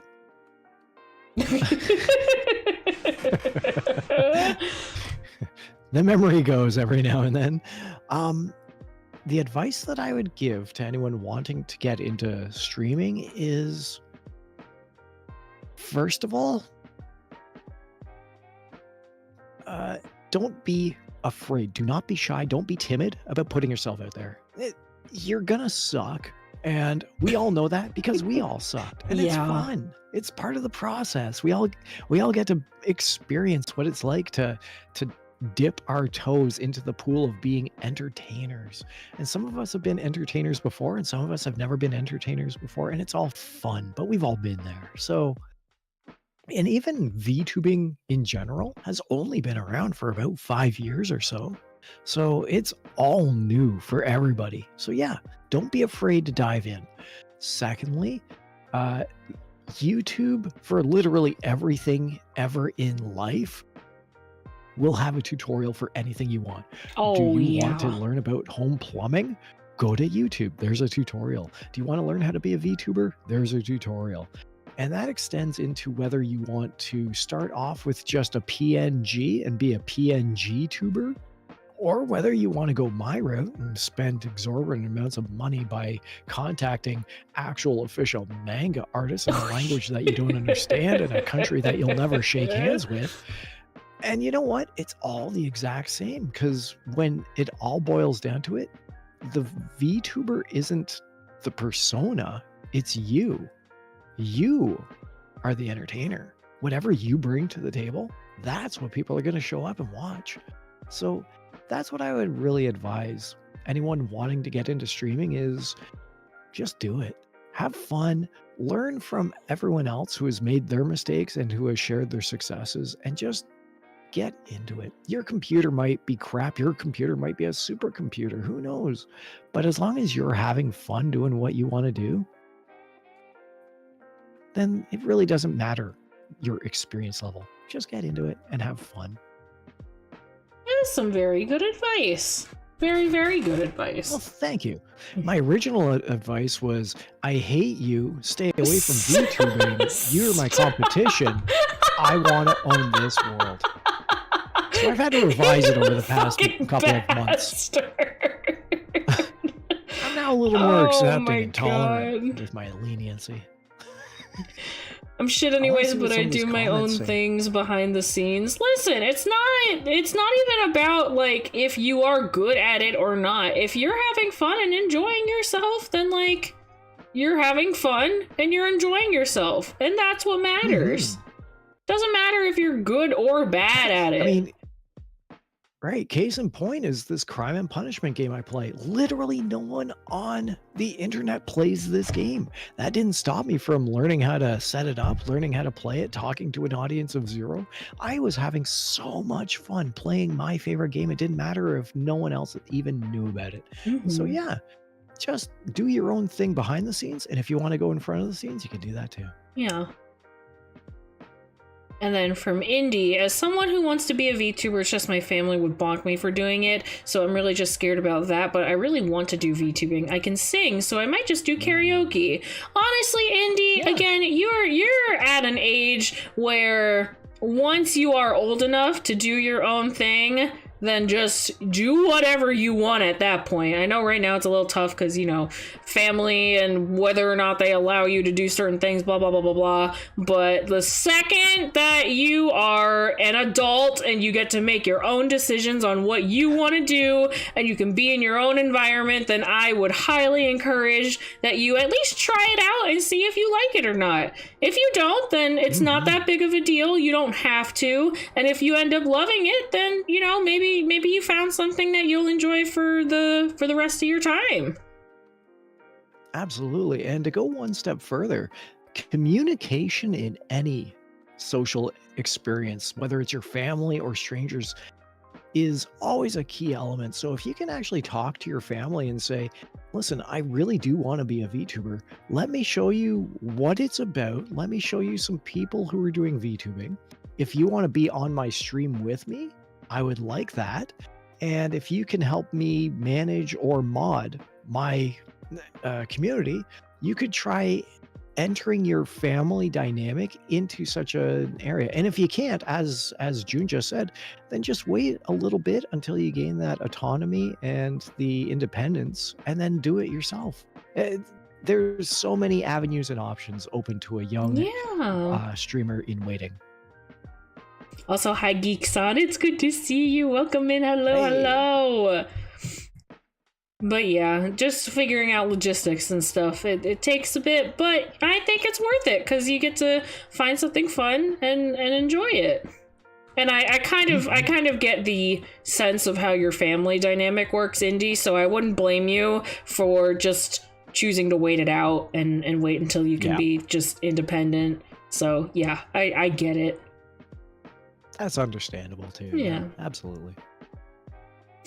And then the final question, or I should say official question, because I still have a couple more for funsies.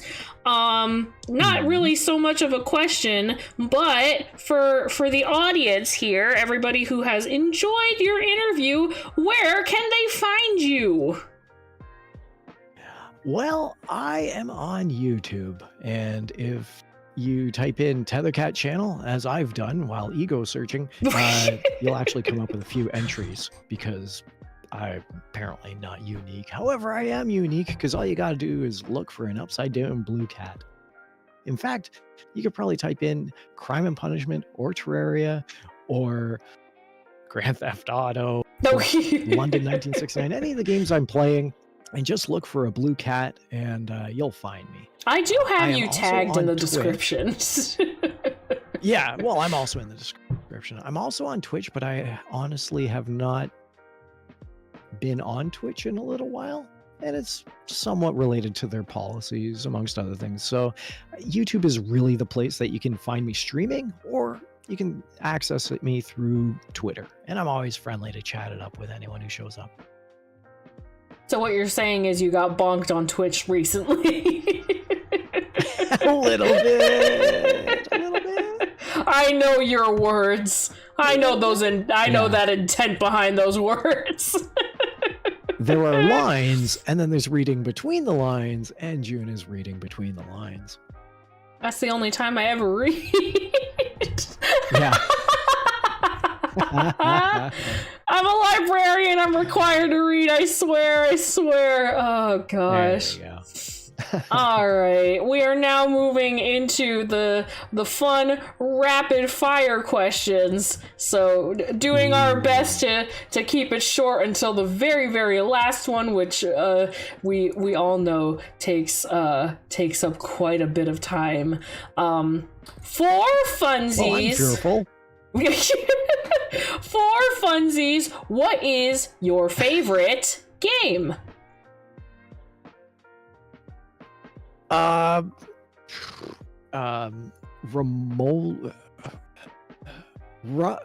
Rumble, which is a board game, and it shouldn't be my favorite game, but it's from Parker Brothers from the 1970s or 80s. Ooh. The concession is that it's almost like Yahtzee, except it's contained within a maraca, and it's not a fun game, but anyone can pick up that maraca with dice inside and shake the ever-living crap out of it to the loudest extent that it annoys every single person who ever wants to play it with you, to the point where they don't want to play.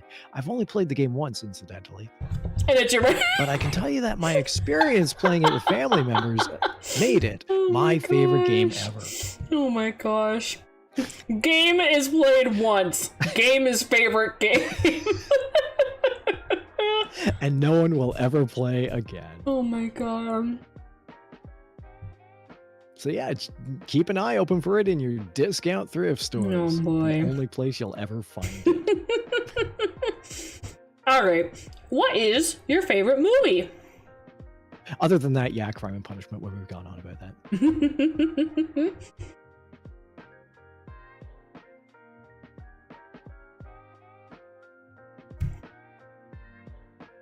Tethercat, can you hear? Wait, hold on. Do we have a connection issue? Hello? I'm good. I'm waiting for the next rapid fire question. Oh, I said it in between the crime and punishment comment. What's your favorite movie? I didn't catch that. Then favorite movie. Excellent question. Wow. What is my favorite movie? I don't know. Castle of Cagliostro, Lupin III. I mean, we also just watched the Clue movie the other day. Yes, and that's a good movie. Oh, but, like, it's a very good movie. But as far as masterpieces and favorite films go, Castle of Cagliostro. What's it about? I don't think I'm familiar with the name. Lupin III has been a long-standing manga and TV series full of movies since the 1960s over in Japan. And in the 1980s, just prior to Studio Ghibli, or Ghibli, however you wish to pronounce it, Miyazaki and his studio was involved with one of the Lupin III films. And the premise is that a casino heist, at the very start of the film, a casino heist goes right, but there's something kind of odd. And so Lupin and the gang decide to go investigate it. Got it. Maybe we should watch that sometime. That sounds like fun. Absolutely.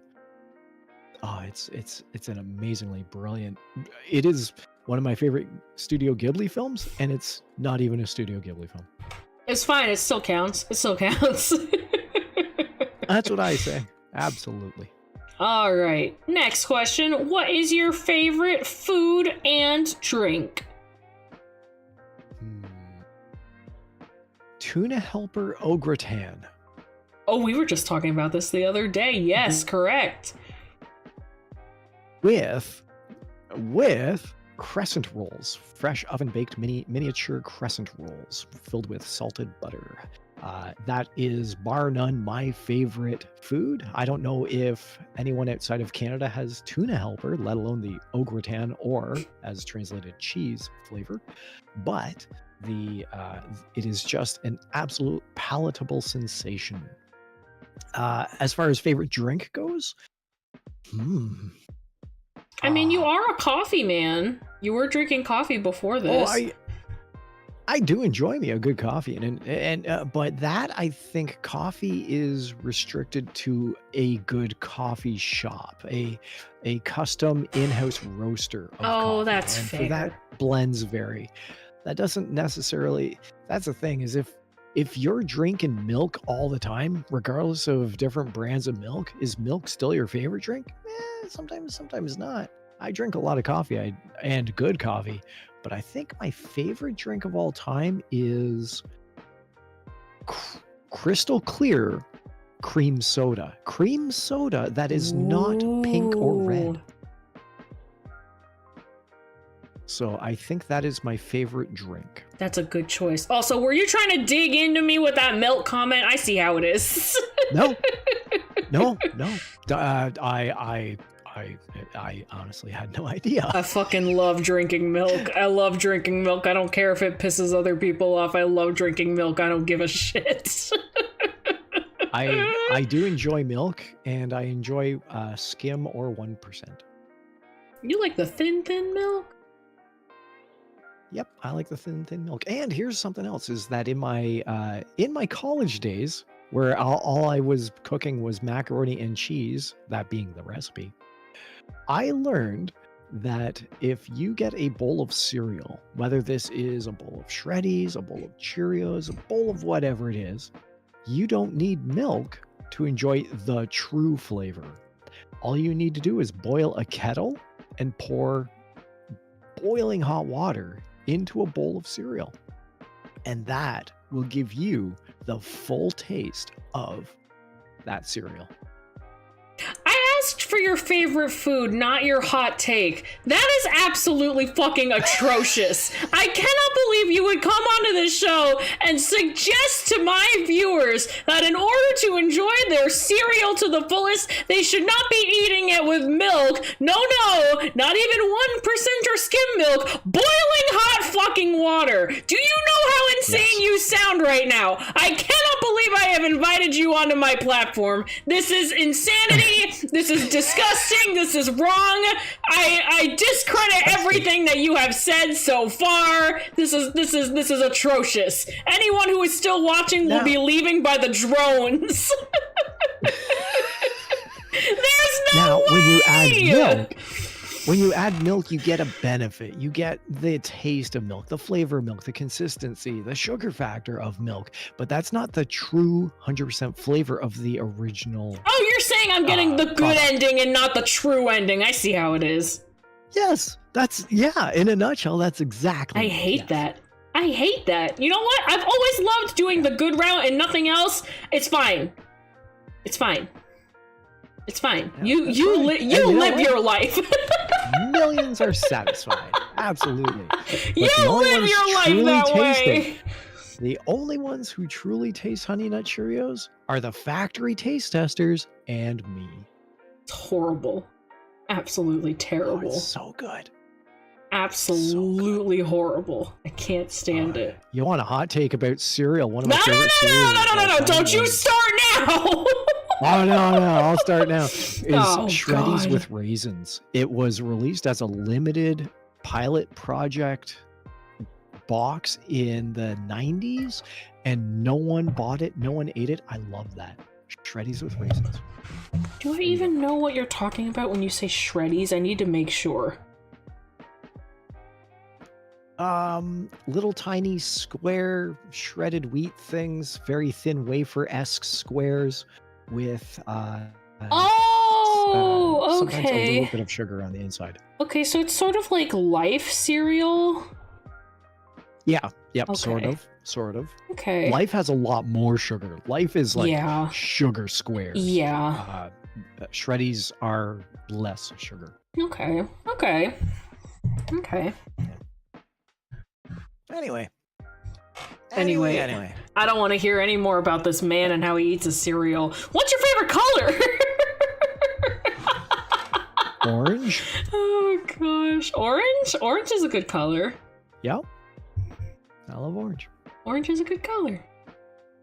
Ooh, okay. This one's more personalized to me in terms of the question, but I like asking anyway because I think it's very fun. What is your favorite piece of clothing that you own? My favorite style is hoodies. Ooh, okay. But my favorite piece of clothing that I own is a t-shirt that I have two t-shirts I love. One is a t-shirt with the Mike Tyson's punch-out version of Mike Tyson throwing an uppercut. And underneath, where normally you would see Don Flamenco or King Hippo, underneath it lists his given name within that game, as Kid Dynamite. So it has a pixelated Mike Tyson throwing an uppercut with the words Kid Dynamite underneath. That is one of my two favorite shirts. The second favorite t-shirt I own is from Final Fantasy VI, otherwise known on this side of the pond as Final Fantasy III. There is a sprite image of Sabin suplexing a Doom train. I love that shirt so much. So those are the two shirts that I absolutely adore. The style I love as a hoodie, but the two favorite articles of clothing I own are those. So that's a pretty good pick, honestly. Both of them are pretty good. We still need to make those t-shirts that say society is the victim with the fucking gavel, but you know, we have to go into mass production for those. That is so funny. And that's a crime and punishment joke for anyone wanting to know that joke. Just tune into my stream. Society is the victim. With a gavel with a green hand.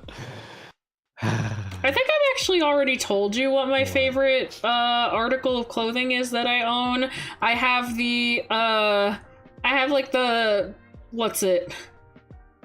Halloween store version of Harley Quinn's jacket from Birds of Prey with all the streamers on it. I love that thing to bits and pieces. What else do I own?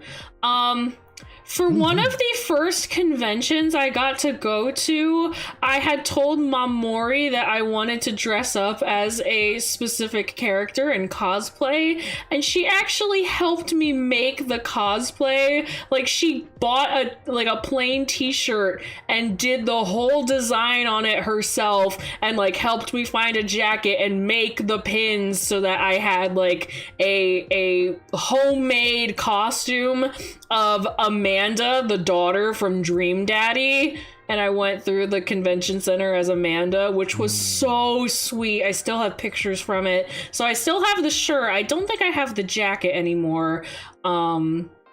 What else do I have? I lovingly have my collection of clubbing dresses because I am a lady of the night. I like wearing them. Most bats are. Well, shut up. I like wearing them for when I go out to drag shows, or if I have dates and stuff like that. So I have my loving collection of club dresses. And I still have my my dress from being a bridesmaid at my best friend's wedding, which I absolutely adore. It is a gorgeous, gorgeous dress. And I just have it still. I'm not going to get rid of it because I love it. I'm very passionate about clothes. And for the longest time, I fit into clothes that I've had for decades. I've had clothes that I've fit in from high school and from elementary school. And I was going through my wardrobe last year to pick and choose what I was going to keep and what I was going to throw away. And I found some underwear from when I was in elementary school. And I could have still fit in, but I threw them out because I figured that God. decades is a good enough time to retire those. Oh my God.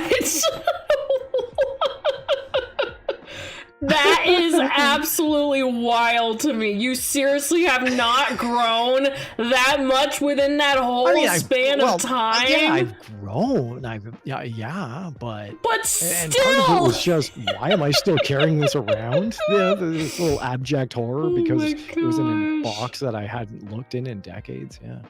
Terrible, terrible, terrible. All right. I've grown height-wise. I'm just pretty thin cat. I can fit into almost anything. You just stay as a permanent stick figure. I see. There we go. That's the plan. So I kind of already know the answer to this next question, and you said that about the cereal one, so go on and ask. Oh God. In terms of your streaming, and I will make sure that I'm saying it in terms of your streaming, do you consider yourself as like a say-so VTuber, 100% clean as much as you can be, like a PG-13? I know there are some streamers that restrict it to 18 plus, even if it's like not of mature content. Like, where do you fall on that spectrum? I think I'm a PG-13 type, and possibly an R18 type, but I don't consider myself say-so. With that said, I personally conduct myself in a way that I don't often swear. Okay. And if I do swear, it has to be justified. That doesn't preclude me from saying things like fuck. I just have to know that I'm in a comfortable environment that I can say it. And knowing that you've already said it twice, not that I'm counting. What the hell do you mean? What's wrong with you, man? What the fuck? Has made me comfortable enough that I can get away with saying fucking things bastard, that are in a comfortable environment. But generally, I will play it by ear. I will play streams however I play it. I will look at the content of the games themselves. Like when I was playing Grand Theft Auto 1969 London, there were guys going around calling each other bastards and other unsavory 1969 things that might not be culturally sensitive now. Yeah. I would still play along with the game and at least address those and interact. And I also play with my audience. If my audience is saying things and they're not incredibly disruptive and they do contribute to the discourse, I will also play along with the audience. So I'm not say-so per se. I do run a clean stream, but I also play to the factors. Okay, that makes sense.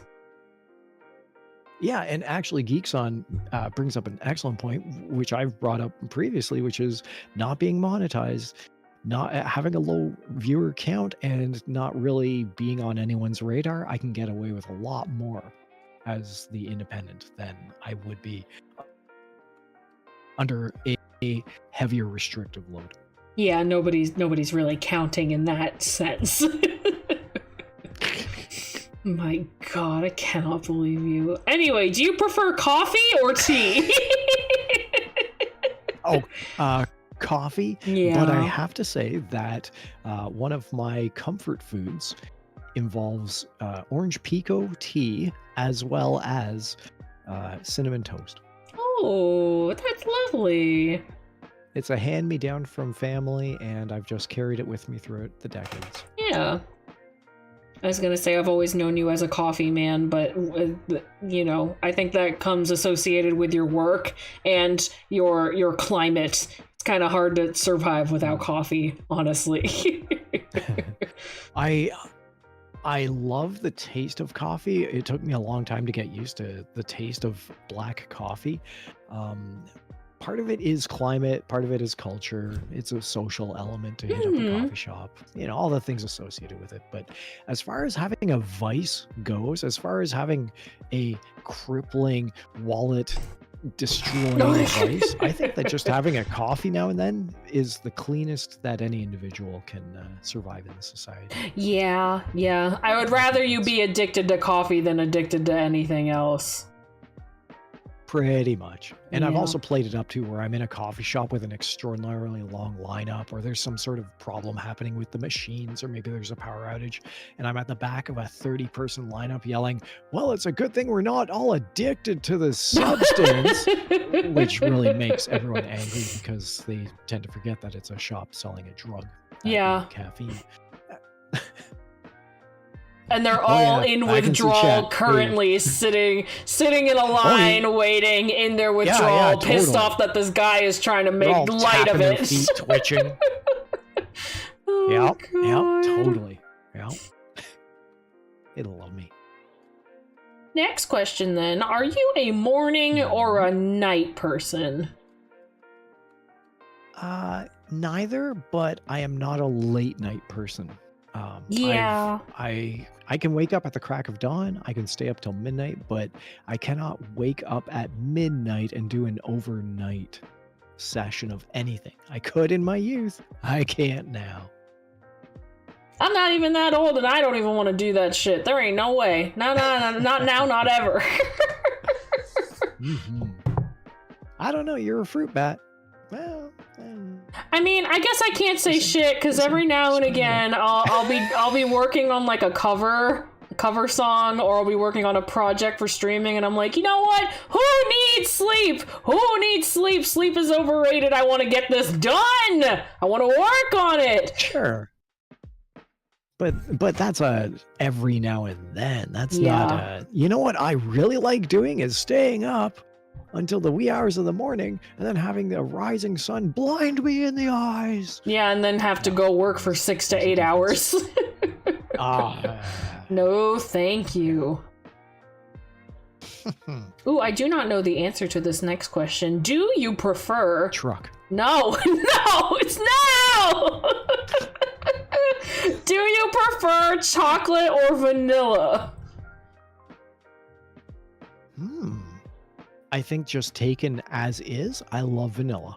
Okay. With that said, the applications of those two, I thoroughly enjoy vanilla and vanilla extract in ice cream and in French toast. But for chocolate, almost anything. Chocolate chip cookies, chocolate cake, Reese's peanut butter cups, you name it. I have a sweet tooth for chocolate, but a preference for vanilla. Okay. So what you're telling me is you're not getting that Reese's sponsorship money anytime soon. I would absolutely adore. I'd be like, look, everyone, it's Reese's Pieces. Oh, nom nom. And I would throw buckets of it in my face and chew it on screen. And all anyone would see are these orange and black and yellow shards of candy. Just right flying everywhere. Yeah. No, E.T., you sit in the closet. These are mine. You know what? I guess I can't say shit because of the way that I've spoken about Waffle House as well as Wawa. I really can't say anything. I cannot. Listen, Wawa. Wawa, if you're watching this. I don't know what a Wawa is. You're missing out. It's like a deluxe gas station. Don't get me started on it now, or else I'm never gonna stop. I won't get you started on it, but I have a story myself about Wawa. You don't even... And it's a different one. I was gonna say, you just said you didn't even know what it was. What do you mean?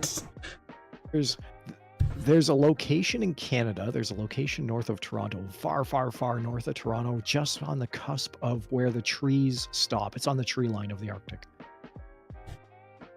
And it's Wawa. That's the name of the location.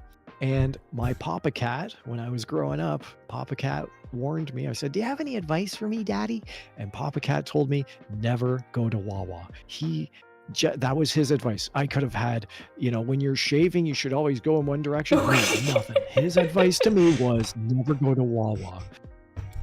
And the reason is that he was a hitchhiker in his youth. Oh. And one time he got dropped off in Wawa, and no matter how hard his thumb strained, he was never able to leave that place. He was there for months, and he hated every moment. So anyway, that's my Wawa story. I was gonna say the Wawas that I know are much more pleasant than that. They have soft pretzels and chocolate milk and breakfast sandwiches, and they're delicious and amazing. I would go to Wawa. I hope that you would, because literally when Cat's one. Listen, when I'm pretty sure it's in the opposite direction though, so that's always a good sign. Whenever whenever you come down to come visit me, I'm gonna throw you in the. Politely open the door to my car and we'll drive for a little while and go to the nearest Wawa. Oh gosh, it's like a Waffle House. No, so Wawa's biggest competitor is called Sheetz. If you know what a Sheetz gas station is. And Sheetz is all right. I'm talking to Geeks on for a second. I know, but you're also talking Americanism. So anyway, you continue. So look at the Canadian over here. But yes, it is. It's a big deluxe gas station that does its own prepared food. And it's just slightly higher caliber. Think of it the way that most Japanese folks view their 7-Elevens or their Family Marts. Like, it's to that kind of level, I suppose. But it's, definitely more Americanized. And especially Wawa being in the area that it is, it's very much Northeast core. And I love it. I love it. The hoagies, the breakfast sandwiches, it's incredible. Sheetz, what about giggles? Creed, I swear to fucking God. I read that as Sheets and Giggles. Sheets and Giggles. Oh my gosh, what's a giggle? All right, so I got a question for you then. Oh God. I got a question for you, ya yank. Oh God. What do you think about the Canadian invention of bagged milk? Milk in bags. Horrifies me. I don't get it. I don't get it. I've seen it in action where a person clips the top and then sets the whole bag into a pitcher, and they pour a pitcher, but then it's like, why does it need to come in a bag? Like, why isn't it just why can't it just be manufactured to come in the container that you want to pour it from? Why is it in a bag? I don't get it. So many questions. It doesn't seem like a very convenient style of packaging for a liquid. It might save space in terms of like conserving storage space, but it doesn't lend itself to convenience in terms of actually consuming the product. So it has me a little bit stumped. Well, I can tell you that it is still being sold, although the plastic revolution has pretty much diminished it and has promoted cardboard box milk, typical to what you would find in any other country or nation. Yeah. A carton of milk. But yeah, they still sell bag milk. I don't use it. One of my friends gifted me a milk container. That's what they're called, is you put your bag into the milk container. Yeah. And I was like, why am I ever going to use this? I don't, no, thanks. And I donated it to a thrift store. Well, that's nice, at least. Let someone else drink bag milk, not for me. Anyway, that was my question to you. What's next on your question list? The next is the last. And it is the moment that everyone always waits for. The fear is already being induced. I can feel the dread pitting in my stomach. As tradition on this show... Oh, wait, your stomach? What? Should I... I thought you were talking about my fear. The collective stomach of everyone? No, normally it backfires and then chat has to live with repercussions. Anyway... It is of a, it has become a trend on this show where at the end of the episode, before our guest departs, I will allow a singular hot take from my guest to share with the world and see just how much everybody else recoils. I don't think it can get any worse than some of the other ones that we've had, but, I'm always willing to be surprised. So, Tethercat, what is your hot take that you would like to share with the June bugs? Well, this is actually a question that June threw at me prior, because honestly, I didn't know what a hot take... I knew what a hot take was. I didn't think I had any. Yeah. And I had to do a bit of soul searching. And I came up with 3. Of course. The one that I'm not choosing is that truck drivers are jerks. When you're driving along and there's a truck right in your back end, they're jerks. But you know what? I'm not going with that hot take. I'm not. I actually know some pleasant truck drivers. They're nice. Well, because I feel like a lot of people agree that most truck drivers kind of suck. So I feel like it's not really that hot of a take. There's good drivers. Yeah. And there's a general agreement. Yeah. It's not Vegemite. And I've had Vegemite, and it's not Vegemite. So the second one I came up with involved... Oh, you know what? You're lucky because I can't even remember what that second one was. Well, but I actually did land on one. Yeah. So hey, we're already down to our third option here. Here's my hot take. Here's one that's gonna surprise all y'all. Teen Titans is not as good as Teen Titans Go. Oh God. Teen Titans Go is the pinnacle of humor, as opposed to the wretched, stupid, superhero orchestrated teen drama edgelord series, Teen Titans. Oh no. Teen Titans Go is the funniest shit you will ever see, and no one watches it. No one ever gave it a shot. It was instantaneously hated by its fan base of all people, and no one saw past that veneer of hatred to catch its brilliance. It is so funny. You need to defend yourself a little bit better. You're making my moderator mad. You gotta you gotta defend yourself a little harder, buddy. I don't know about that one. I don't know. I find it tough to defend myself without actually providing Exhibit A and Exhibit B, those being snippets of the episodes. Okay. But I can at least describe Teen Titans because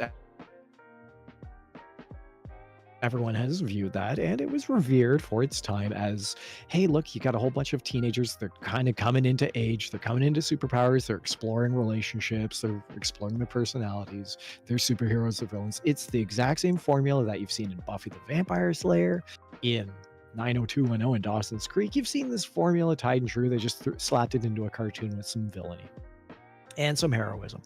It's not that it's a bad cartoon. They tried to emulate the anime style, and they did it very poorly. It's a westernized anime style.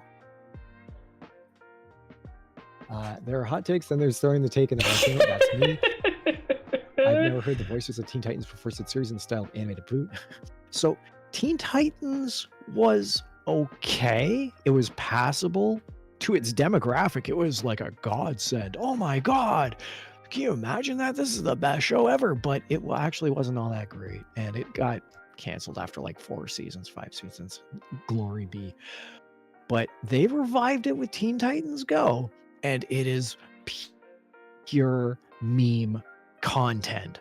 Every 5 seconds can be clipped into a meme and should be. And it is brilliant. They focused entire episodes around waffles. They've focused the entire episode around wearing a hat. And it is the funniest thing you'll ever see. You can listen to any of the voice actors in Teen Titans Go, who are all returning members of the original cast. You can listen to any of the voice actors, and you can hear the laughter in their eyes. You can hear the laughter resounding through the sound booth while they're recording it. You can hear the laughter and glee and pure joy that these voice actors are voicing their characters with.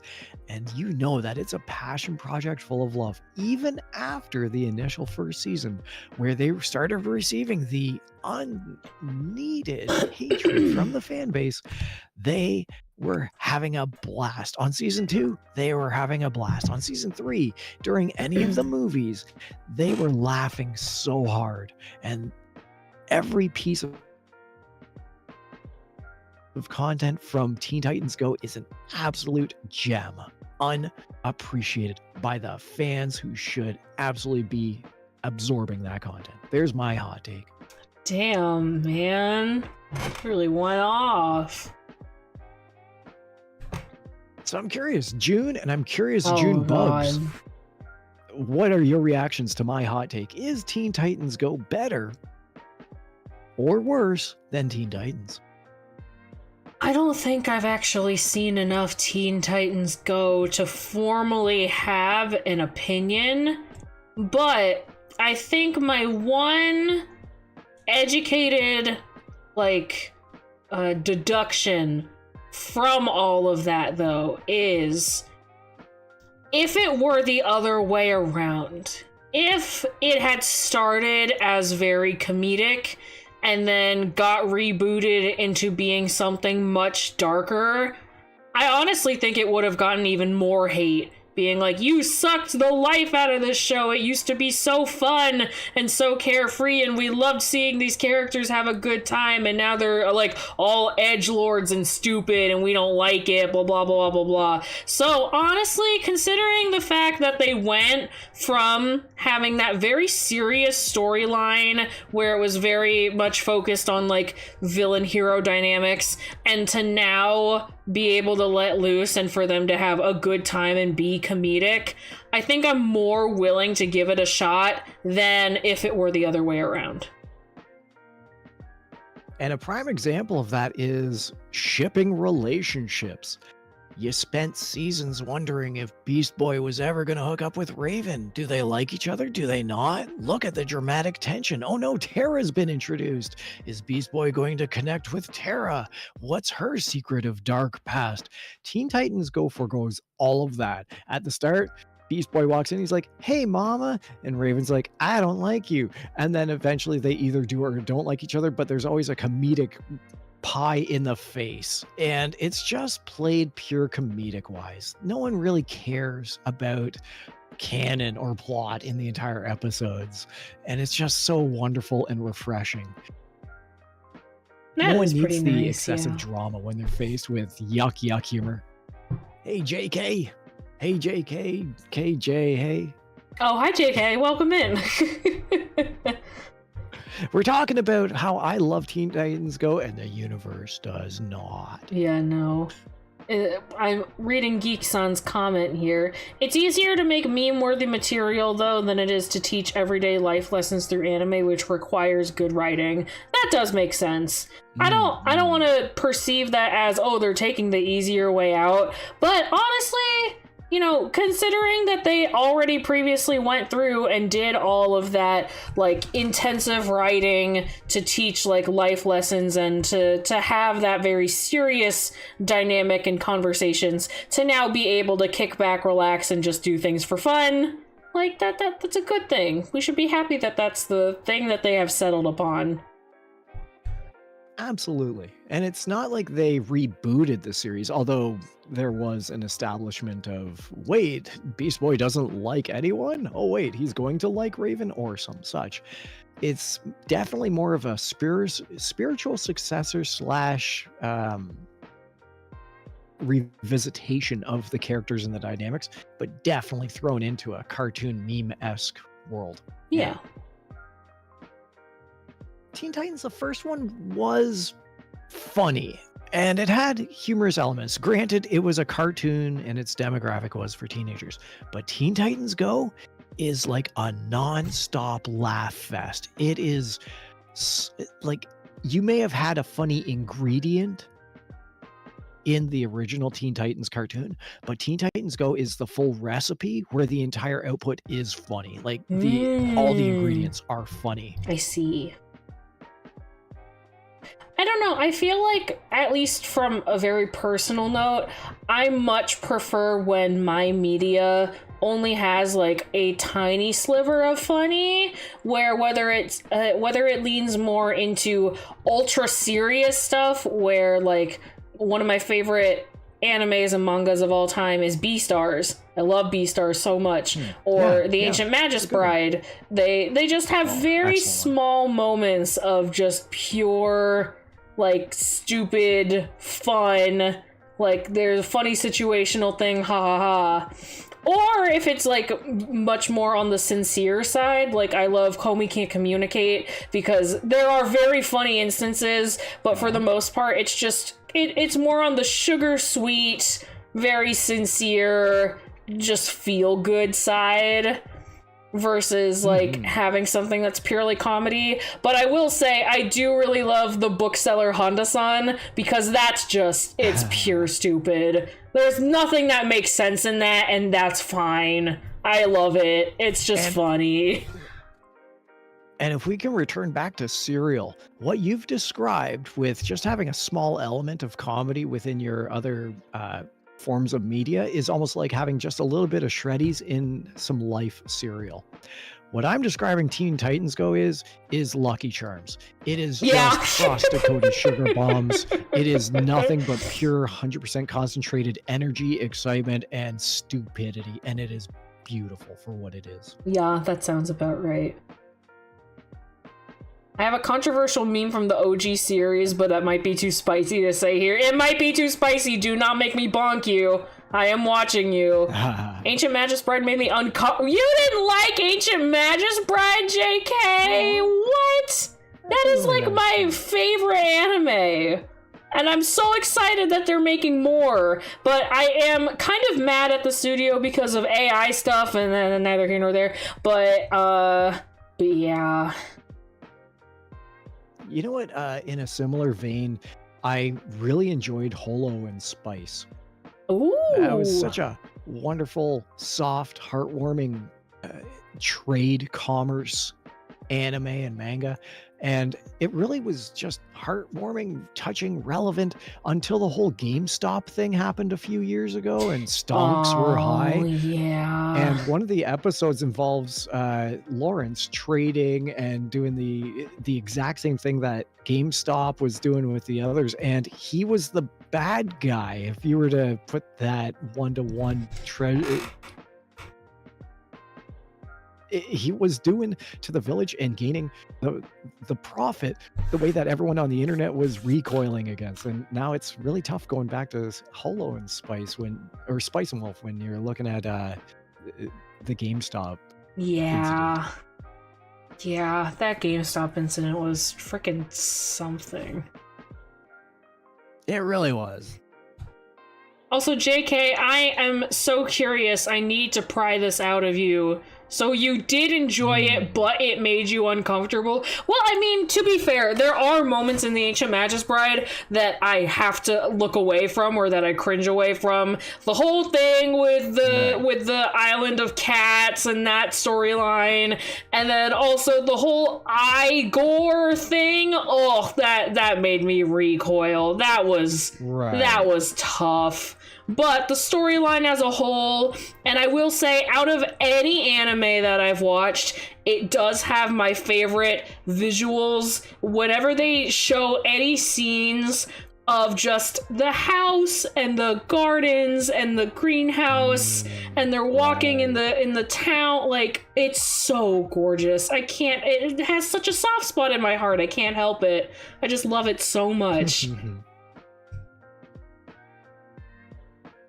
I'm a fan of the manga. I saw one episode of the anime and I basically stuck to the manga. And so I can't speak to the anime. I can't say whether I like it or not. I don't have an opinion on that, but the manga is just phenomenal. Dang, the use of colors in the anime is just it's stunning. I do really love it.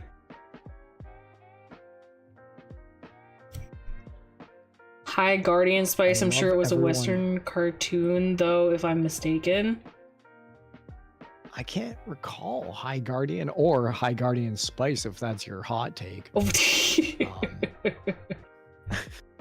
Yeah, it's not ringing any bells. Oh, Elias being a weirdo. Yeah, I mean, he's an eldritch. Well, I shouldn't even say eldritch, but, you know, he's an old-timey monster and doesn't really understand those kind of social cues. Yeah. Well, that was I do remember my second of the 3 hot takes. If you're curious, I can briefly sum it up. What is it? Of all the Mel Brooks films, Young Frankenstein is the best. Yeah, you're right. That's it. That's the positive gist of it. The spicier take are the ones that are popular that I don't like. But anyway, I'll leave it at that. No, Young Frankenstein is an absolute gem. You are so right for that. It is. Yeah. He got freaking Gene Wilder in it. It's so good. I know. How can you not love Gene Wilder? Go see Young Frankenstein. So good. All right. There we go. That's my hot takes. I'm always worried that the youngins in chat have no idea who I'm talking about sometimes when I talk about, like, Gene Wilder or Tim Curry, or even sometimes if I'm talking about, like, Michael Sheen and David Tennant, they're like, who the hell are you talking about? I'm like, you're kidding me? Are you kidding me? But I'll remind you, June, that you're bringing up the young ones, but I was asking you how many Buster Keaton films you'd watched, and you kind of drew a bit of a blank. So listen. Glass houses, something. I know a handful, and it's a better track record than some of my younger fan base. So at least I have that going for me. Don't you drag me under this bus. I'm just saying that of all the buses that are being dragged or not dragged, I'm driving the oldest one. No, we already knew that. I got me a Model T bus. Oh, We all knew that. You should see some of the commenters, some of the audience I have, and I'm just talking away during my streams, and they're like, "We have no idea what you're going on about, but you do it, old man." You got the Fred Flintstone car. You're using your feet and just pedaling and running. That I do.